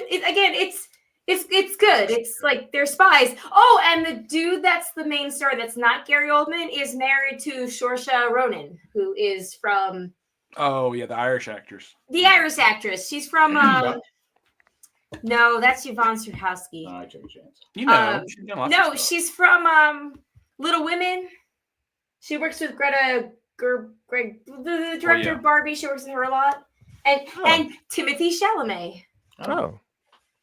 Okay. I'm not picturing Little Women. Yeah, the remake. The you would newest remake. recognize I her. saw that in the theater. She's been Okay, well, I did too, but I saw with Florence Pugh. Yeah, you did. Using You Grand did see that. Budapest Yeah, Hotel. It was Cindy's turn to pick a movie that week. She's been lots of things. Little Women. Hold on, I can't spell the Irish version of it, so we're just gonna guess here. Oh, okay. Why do you not? What does your Google not work? You have to go to Safari. Oh. I found out Larry this like Tate a died whole of a thing? heart attack. Who's Larry Who am Tate? Who am I looking for? Dude. Saoirse Florence Pugh. SOIRS. No, Florence Pugh. Yeah, oh look, I spelled it right, and it's an Irish name, and I'm bad at that. Yeah, so Lady Bird, which I didn't see. Okay, I know who that is. Yeah. So Lady Bird's decent. It's good. Like it's a Okay, I know. it's a very Yeah. well executed. So movie. that's her husband. That's her husband. He's the Jack Loudon. Yeah, Loudon. Loudon. Yeah, Slow Horses. There it is. He's very attractive. I feel like that might matter to all of you because why not? We all want to watch Why attractive. watch it? I guess I don't know. This is the Merry Man show, right? I mean, No, it's not the Mary Man show. God. Was this You like can't 7 take me years anywhere. ago? 8 years ago? No. been a Well, while. sometimes I'm kidding. I just Okay, first, Matt said you guys to labor. Listen, Matt, I watched a white chick movie, whatever the fuck it was called, and that was a lot. White, as What? in What white was chicks? it called? No, the angry white chick lady, where she was murdering the people that raped her friend. Could you be White more girl specific? movie. white girl movie. Boy, you're narrowing it down. White girl movie. Bridesmaids? And it's spectacular soundtrack, like A+ soundtrack. He knows. He's got this. Aaron the Ripper. Promising young No. woman. Promising Young- Young Woman. That's it. Never heard of it. Okay. Okay. And She's she in- doesn't. okay. There's a murder. Oh, There you go. That's She's responsible for people unaliving, unliving. Okay. That's what you have to say. That's what you have to say on TikTok. and you have to use pew pew instead of gun, which is Yeah. the thing I also learned. I said killing one time, and they, I said he was killed. Someone It's said- really weird though, like the unaliving and pew pew and that stuff. It's just like, the algorithm picks it up, and they'll. but like it's also like if anybody's gonna be triggered by that, wouldn't they just Yeah. change the word they're triggered by? Sure. It's a weird thing to like, I don't know, put guide rails on our like verbal words. You know what I mean? It's like a censorship Again, of like some specific. words. Some words are specific- bad. Yeah. Some words you shouldn't say. Sure. But, okay, my kids are now calling me. Anyway, see you. come Good to on, see you. mommy. They're saying goodbye, mommy. They're saying goodbye, mommy. All right, see you later. All right, yeah. Thank you for watching it. All No right. problem. See you Before later. I didn't really watch him. Cindy did. Before we start to Hi, wind down, guys! we do have 5 emails. We can Five wait. emails? Oh my gosh. Okay. All right. Well, let's Five just from Randy. throw in Two, a two from Randy and 2 from some other person, and then we got 1 from another person. So, let's throw in a Okay. commercial. Throw in Okay, another commercial, sure, cool. and then we'll I'm gonna have a carrot. do it.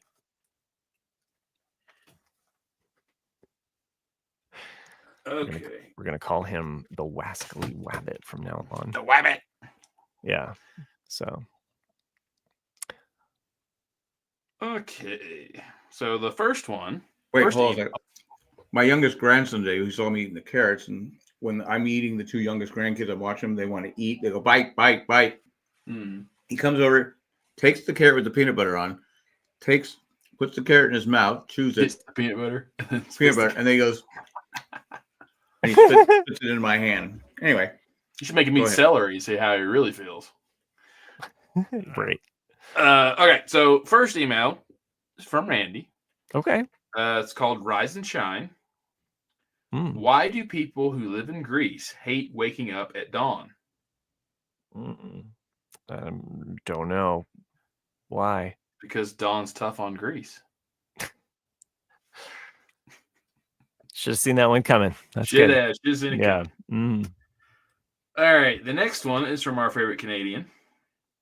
And some of these are a little bit old because we've been gone. But okay. Hey guys, just want to confirm that Nick does drive at 90 miles per hour with one hand on the wheel. On the other hand, the other hand is either clicking skip on his phone until a song he likes comes on the radio, or he's looking up directions. If you offer to look up directions and be the navigator, he will decline. He's also very impatient when it comes to minivans. Saying that, he is a very safe driver. Thanks for the entertainment. Keep up the great work. Jessica, soon to be part of the 51st state entering the United States. Oh, okay. I got a little channel flag on that one. Yeah. All that stuff does not make you a safe driver. I know it's true by definition, but yeah. Yeah. All right. Another one from Jess. Okay. Feedback 108. Hello, fellas. I have a little more feedback, and no, this one's for Boston, so I should probably wait for this one then. Oh. Okay, because it's actually okay. For Boston. Okay. Yeah. Okay. So Randy, I didn't really get this joke. Maybe you guys can get it. I didn't get it. It's called Peppers. What does a noisy pepper do? What? I don't know. It get jalapeno business.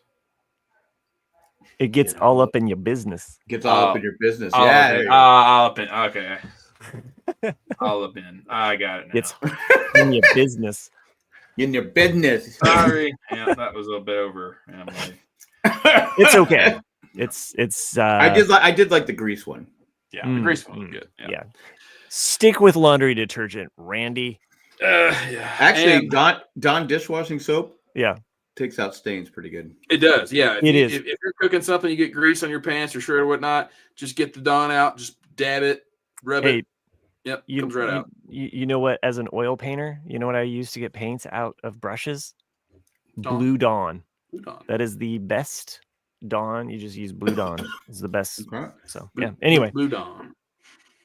I mean, I don't know why I don't try the other Dawns, but it is the best for getting out. Can I ask you a question? Yeah. When you're painting, do you ever just keep painting the same picture, painting over and over again? Wait, what? Using you play this heavy metal music and you just put black on there and it's like a hallway and just keep playing over and over and over again. Only in his dreams. Because that was something I remember in some movie or maybe talking about. You know what I'm talking about? Yeah. Paint It Black? No. Are you talking about Paint It Black? Is that what you're talking about? I'm talking about a TV show. I don't know. Where the guy we see at one time where he's painting and painting and painting, and it's the same. Is it Jackson Pollock? No, it's the same painting every time. Well, they often do that. We see him at his home before he goes to see Bert. The cab driver. I don't know. I'm sorry. I don't know what you're talking about. I think he's talking about Severance. Oh, okay. Oh, right. His Audi is a painter. Yeah. Gotcha. Yeah. All right. I got it now. Yeah. I got it. Thank you.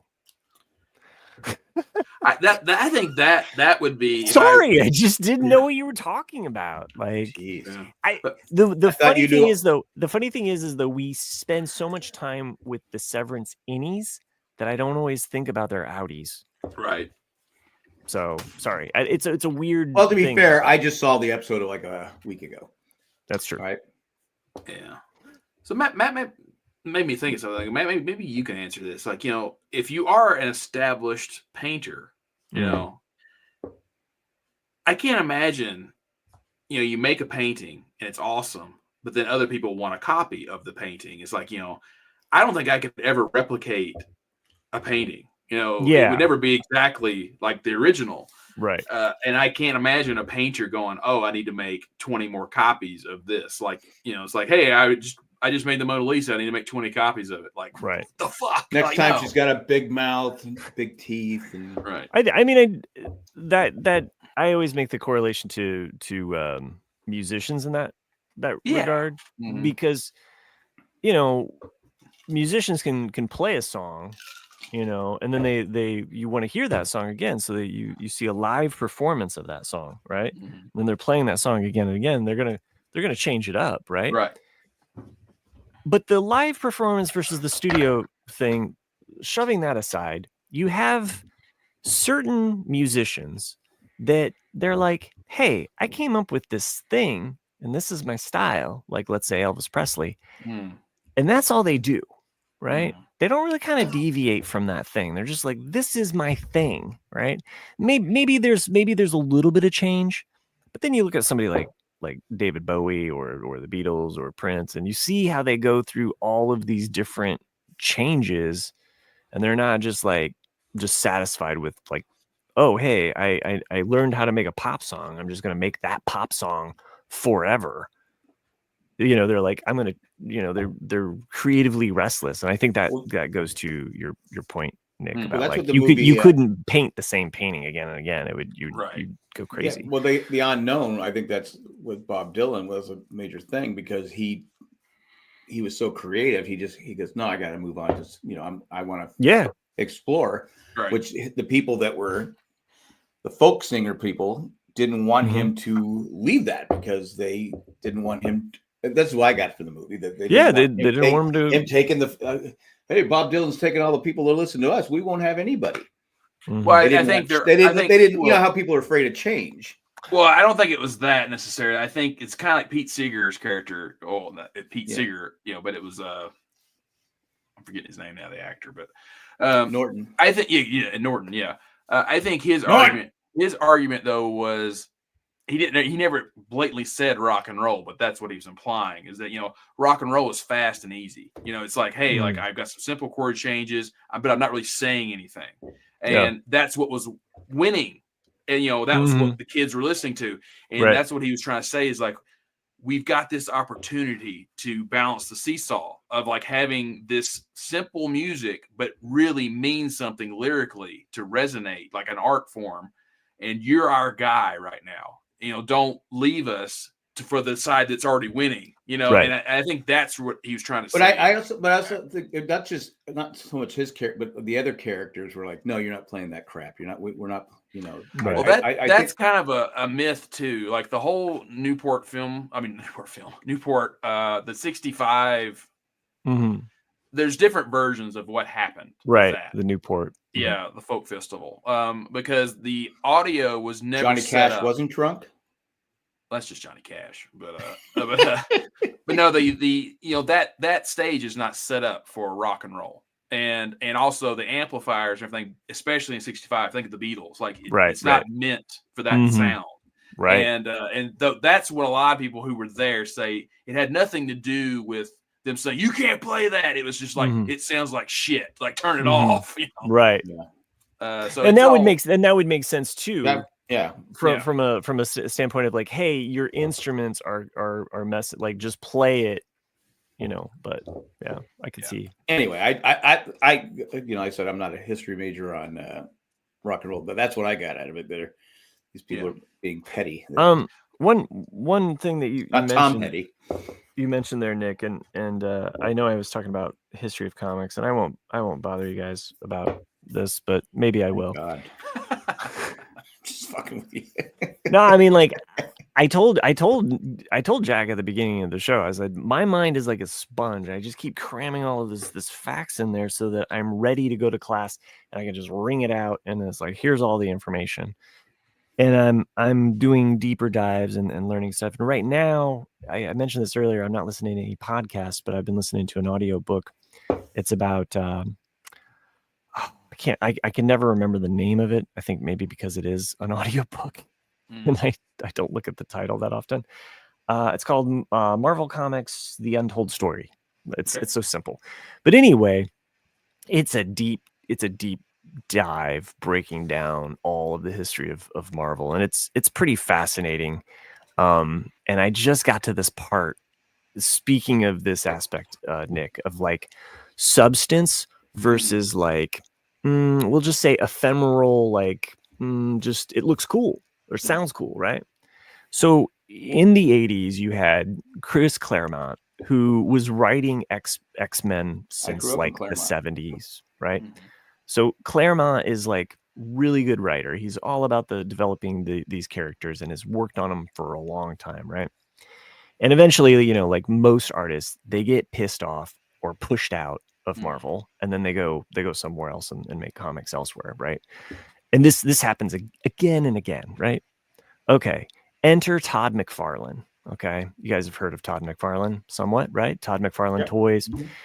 Well, he was Jay. originally going to go into baseball. Like he was trying to get he's trying to get into onto the Mariners, I think. He really? was trying to go pro or something like that, but he got injured or whatever, and he ended up going to the San Diego Comic-Con. And at the San Diego Comic-Con, he gets turned on to all of this, you know, this world of comics, right? And apparently, I mean, he had to have some artistic talent. It just doesn't come out of nowhere, right? Like he clearly had some skills, because he is an amazing artist, even though I think he's a douchebag of a person. But here's the beauty of his douchebaggery, and this is the thing, is that Marvel in the 80s, as it was growing more and more larger and owned by bigger and bigger conglomerates, and all about pushing out, you know, more and more product, right? And, you know, Claremont's gone, so he's no longer involved with the stories. And along comes Todd McFarlane, he's all about style. In fact, he doesn't really care about the stories. He has said so much in these interviews where he's basically like, hey, if I make a cool image and the kids like it and it sells, what does it matter? What does it matter what it's saying? Like it's total surface, no substance. Versus what had come before with Marvel, where they had worked really hard at continuity and building up this huge universal. I mean, that's one of the things about Marvel. Right. There's one big through storyline with Marvel, right? And here comes along these hot young artists that are basically like, fuck it, we don't care, right? We're just doing the surface stuff. And they rise very high on and Eric Larson is one of them. Or Eric Lawson. I can't remember the guy's last name off the top of my head. But anyway, as they're at Marvel and they're realizing that they're, you know, kind of on a short leash, and that, you know, things turn sour. Like at first, it's like they're rock stars. They're getting all of, you know, like the attention, the glory. But at some point, they're realizing that this isn't what they want for life, right? And McFarlane's just cocky enough to kind of be like, I don't need this fucking place, right? And so he and Eric start kind of like, hey, yeah, let's leave. But you know what? And this is the brilliant part about it. This is like if Goliath had to be taken down by just as big of a douchebag. And that's kind of how it went down. So you have McFarlane, you know, and Eric kind of like saying, hey, if we just leave, it's not going to send a message. We need more to go with us to start like our own company. Yeah, basically, that's exactly what they do. Yeah. And it's called the X, as in X-Men, Exodus, because they get all, like, I think there's 6 or 7 of them that all leave Marvel at the same time. And so it's like Jerry Maguire. It's like Jerry Maguire. It's exactly like Jerry Maguire, except if Jerry Maguire was an actual douchebag. And they form Image Comics. Okay, so that's where that enter that, and Spawn and Youngbloods, which is what Eric was working on. But the funny part, the real, like, just like kind of ugly genius of this moment is that they realize, hey, if it's just us two, it doesn't send a message. We want to go after their lapdog. We want to go after the person that they think is cleaner than sunshine and that would never turn on them. We want to take away their golden boy. And so they went after and got Jim Lee, who not related to Stan Lee, but they I was got gonna ask Jim. that. Yeah, Jim Lee, who was the artist of the X-Men 1 comic that came out in 1991. It's the highest selling comic of all time. It sold like 8 million Really? copies or whatever. Yeah.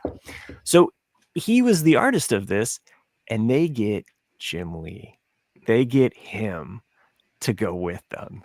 And it is just like one of those like fuck you moments where you're just like, oh my gosh, I can't believe this. But it's also kind of funny to listen to the history of how That'd this make a great all went. movie. It would really, the inner machinations of all of these different people and all of their different problems. And they're like, I mean, it's like Saturday Night Live, except stretched out and, you know, mutated in these weird ways because of even Stan Lee and Kirby and their whole saga. I mean, but getting to the more 90s era when late 80s and 90s era when I entered in comics is always an exciting part because you're like, oh, I remember that. Oh, I remember that. Oh, so that's what was going on, you know?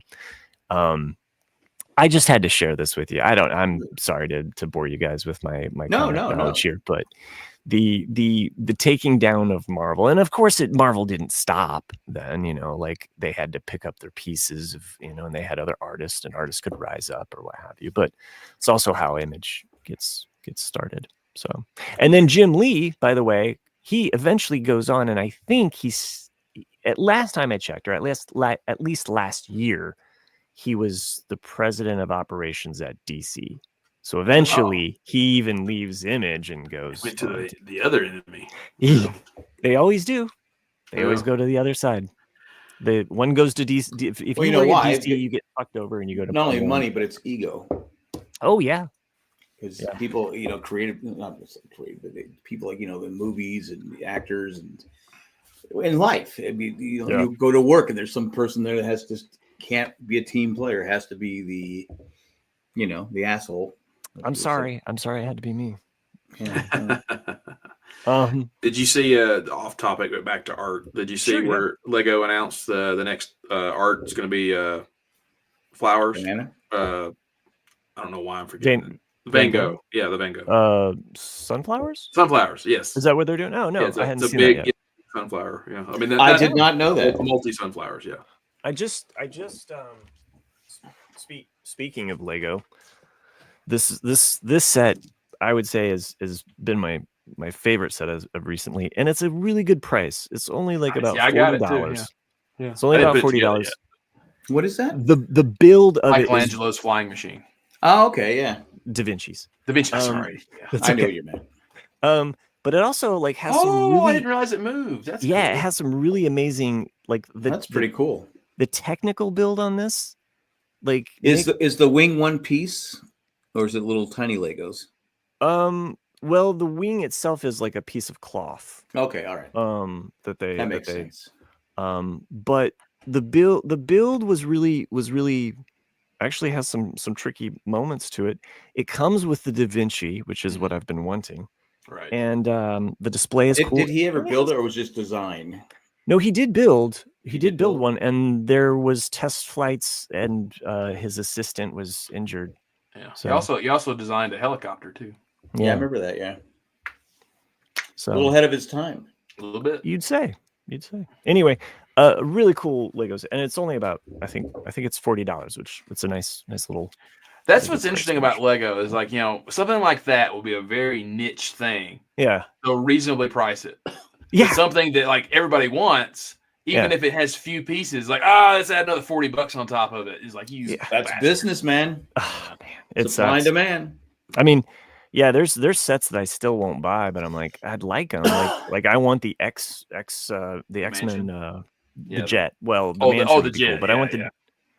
But it's like $80, and it's I keep waiting for Petco it's a shitty build. I mean, I can see it on the box. Because they made it like in 2012, I think, the first version of it, and the new one though, it's really not worth buying because there's no exclusive figs with it. It's just like, why do I need it? And even the Magneto that comes with it is lame. Like it's better to get the mansion. So. Right. But anyway, to your point though, there's certain Lego sets out there that you're like, this is way too expensive and it's just not worth it. And then there is other ones that you stumble across and you're like, for everything that comes with it, I was really happy about this one. Right. So yeah, my grandkids, I can't believe how they just put these things together. Mm-hmm. I mean, Zach does it, Alex does, and then my Hayden, he's 5.5, just put a garbage truck Lego together. Oh, is it There's there's a couple of them, and I love I don't know why I like garbage truck Legos, but it's yeah. I go, do you do that, Marissa? Well, my dad helped me with this part, but I did the rest. I'm like, I think they have like a recycle. He can't even read. Really? Right. You can look at the image and follow along. Yeah, that's what he does. That's what he does. That's I was fun. building one with him one time, and he goes, no, this is it right here. You're doing it wrong, Papa. That one right. Oh, that's cool. There. Yeah, that looks like a fun one. Yeah. Yeah. It's got a little flap on the back there. Yeah. Yeah. And it probably came with parts that you put inside there too. I wonder Right? if that's a Mega Bloks, because I don't remember that one being Lego. I don't know. I assumed it was Legos. cool. Yeah, but he likes garbage trucks and of course excavators. They all like excavators. I know, it's so weird all the time and blah blah blah blah. Randy, I touch on Dogman only at the very end because it's more recent. I do mention and talk. Randy's still awake? So, I know. I'm shocked. Wow, Randy. We perked up when we started talking about comics. Yeah. Yeah, I go through different eras, so each week is a different time period. Oh, okay. So I just finished the era of invention, which is the longest era. It extends all the way up until right before I get to the birth of Superman, and then so next week will be the era of proliferation and Now, all of this superheroes. Do you eventually get to like the late 90s when you have the death of Superman? I do, yeah. I talk about that, yeah. So I usually talk about the death of Superman, and I couple it with the kind of like the downslide of comics because what happens in the 90s is you have that shoot up that happens because comics are just ramping up all of these tentpole kind of like events, the death of Robin and all of this other stuff, which and the marriage of Peter Parker and Mary Jane and or Spider-Man, and all of these kind of things are leading up, and then the kind of the bottom falls out, the speculator market, and just too much saturation. That's just not enough, too much demand, too much supply, not enough demand, basically. Right. Yeah, I mean that's the same with like trading cards. It's all a generational thing too. Because trading cards were really big for kids that were born in the 50s and growing up in the 60s. Mm-hmm. And when they all got in their late 30s and they finally had some disposable income, they wanted to do what they did when they were kids. And so that's why all the basketball and baseball cards and all that stuff blew up from like 87 through like 94. Mm-hmm. And all of those years now are worth nothing because they made so many of the cards. So much. The same as comics, and it's just kind of like it's the bubble burst. Yeah, all my expensive baseball cards were in the sport. Yeah. Well, that's what we used to do. We used to put the make the the sound. Yeah. I probably millions of dollars. I put all my comic books in there too. So yeah. Well, actually, a lot of comic books were used as kindling. I can see that. Because it was just hey, well, let's just grab that, throw that, crumple that up. Let's start a fire. That's here. It was cheap. It was cheap disposable stuff. People didn't think that was going to be worth anything. Yeah, I don't buy comics. I wait till the graphic novel comes out because it's like, I don't want to buy every single issue. So I just wait till they're done with it and I'll buy it that way. Because the only comic book I have like two that I got at Comic-Cons years ago because they were the Dark Horse exclusive of like issue 1 of the new Darth Maul series or the Darth Vader series, or it's like, I'll get it, sure, and they're still they've never been open, they're still on the board. It's like but I get you. I like to read the graphic novel or the trade paperback, where they're all put together. Well, they're all put together. Yeah. I think another thing that shot up baseball cards was Hannes Wagner's baseball card being worth so much. It was like worth what, $5 million back in the 80s, whatever. People went, Mm, and so people went to their attic and Yep. said, "Do I have one?" right. And the reason it was worth so much is it was for cigarettes. They used to have cigarettes would have the baseball cards. When they first came out, he was against smoking, and he didn't want his card. He didn't want to be associated with it. So that's why it was so rare. There was in my hometown where my cousin still lives. He, we were hanging out one time, and he was like, "Yeah, see that guy over there? Yeah, he had these like."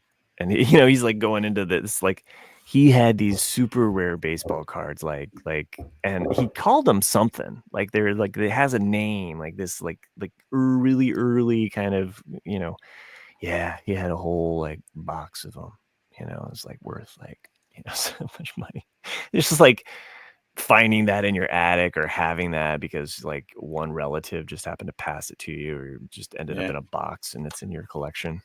Yeah, I've got a whole bunch. Why can't that happen to me? Yeah, yeah. I haven't even. Me and Dad have not looked up because we bought a bunch in the late '80s and early '90s. But like we have a Cassius Clay card from the '60s. Oh, really? Yeah, we have. I have pretty much all of Joe Montana, Barry Sanders. Joe Montana? Yeah, Joe Montana. Yeah, I have Dan Marino. I have like all the rookie cards, I have all these things, there's like, oh yeah. And we put them in like good glass, but we haven't looked at them in probably 30 years, They're probably worth something. Worth something. Yeah. Especially at Cassius Clay, because how many people collected boxing cards? Yeah. Right. And Cassius Clay, exactly. How many people know that that's Muhammad Ali? Right. Yeah, but that's the card. It has Cassius Clay written on it. Yeah. That's cool. Well, I know we've talked a long time here. We're at past 2 hours. We're gonna probably get a letter from our. We just got a letter. Yeah, and Maggie, I'll read your email next week. Yeah, we'll be back. We'll be back next week with Chris. Chris should be back. So, all right. Well, thanks everybody for joining us live. Sorry. Losing all my energy and speech. I'm just like, what the fuck am I doing? No, Randy, Matt, Treest, Sherry, if she's still awake, and let's see, Matt who K. made fun of bald people. Matt K was totally, and Jim Watari for jumping in with us. Jim Watari, whose baseball team has ruined baseball. Yeah, and Colleen, thanks for guests joining us. If you like us and you like what we do, send us an email at rcadcast@gmail.com. Follow us on YouTube at Ramblecast After Dark and click like and subscribe. Go over to jandjack.com, become a Patreon member. There are a couple patrons that make this show possible. Maggie the Magnificent, Joanne with the Plan, Eckhart Richter Glatfelter, and Ed the Creepy Cool Letter Carrier. I like to mix up your names every week, and I always forget to do new names. But here we are. Is that it? Is that all we got? I think that's it. Oh, okay. Sherry's still here. She's still here. You made it. Awesome. Let's face it. She fell asleep about a half hour ago and just woke up and said, "Man, they're still talking." I know, right? Anyway, don't they ever shut up? Join us next week where I won't talk so much about the history of comics, and Chris will hopefully be back. It's interesting, the history. I like history. It's I like it too. And one last thing, Nick, talking about baseball cards, comic books, like they fall into this collectible category, but then there's this other aspect with comics where it connects all the way back to like political cartoons and satire, and it has like this huge iconography and image and text coming together. And we could even say memes today are basically comics that we trade as cash. Yeah. So, I mean, it wasn't uncommon back in the 60s, 70s, 80s. You walk into somebody's work or, even in the 90s in somebody's cubicle, you have little comics that you cut out from. Well, now we have memes, and we text them to each other. And it's no different, I think, in some ways than walking to somebody's office and they have some stupid silly comic that says you work here. What? You walked into like an auto repair shop, they had half naked women. Right. They would just saying. Well, the pinups. I mean, that was also another Betty Grable. What a dish. Yeah. Anyway, that's all we got for tonight. Join us next week. Thanks a lot. Hasta luego. And bye-bye. See ya.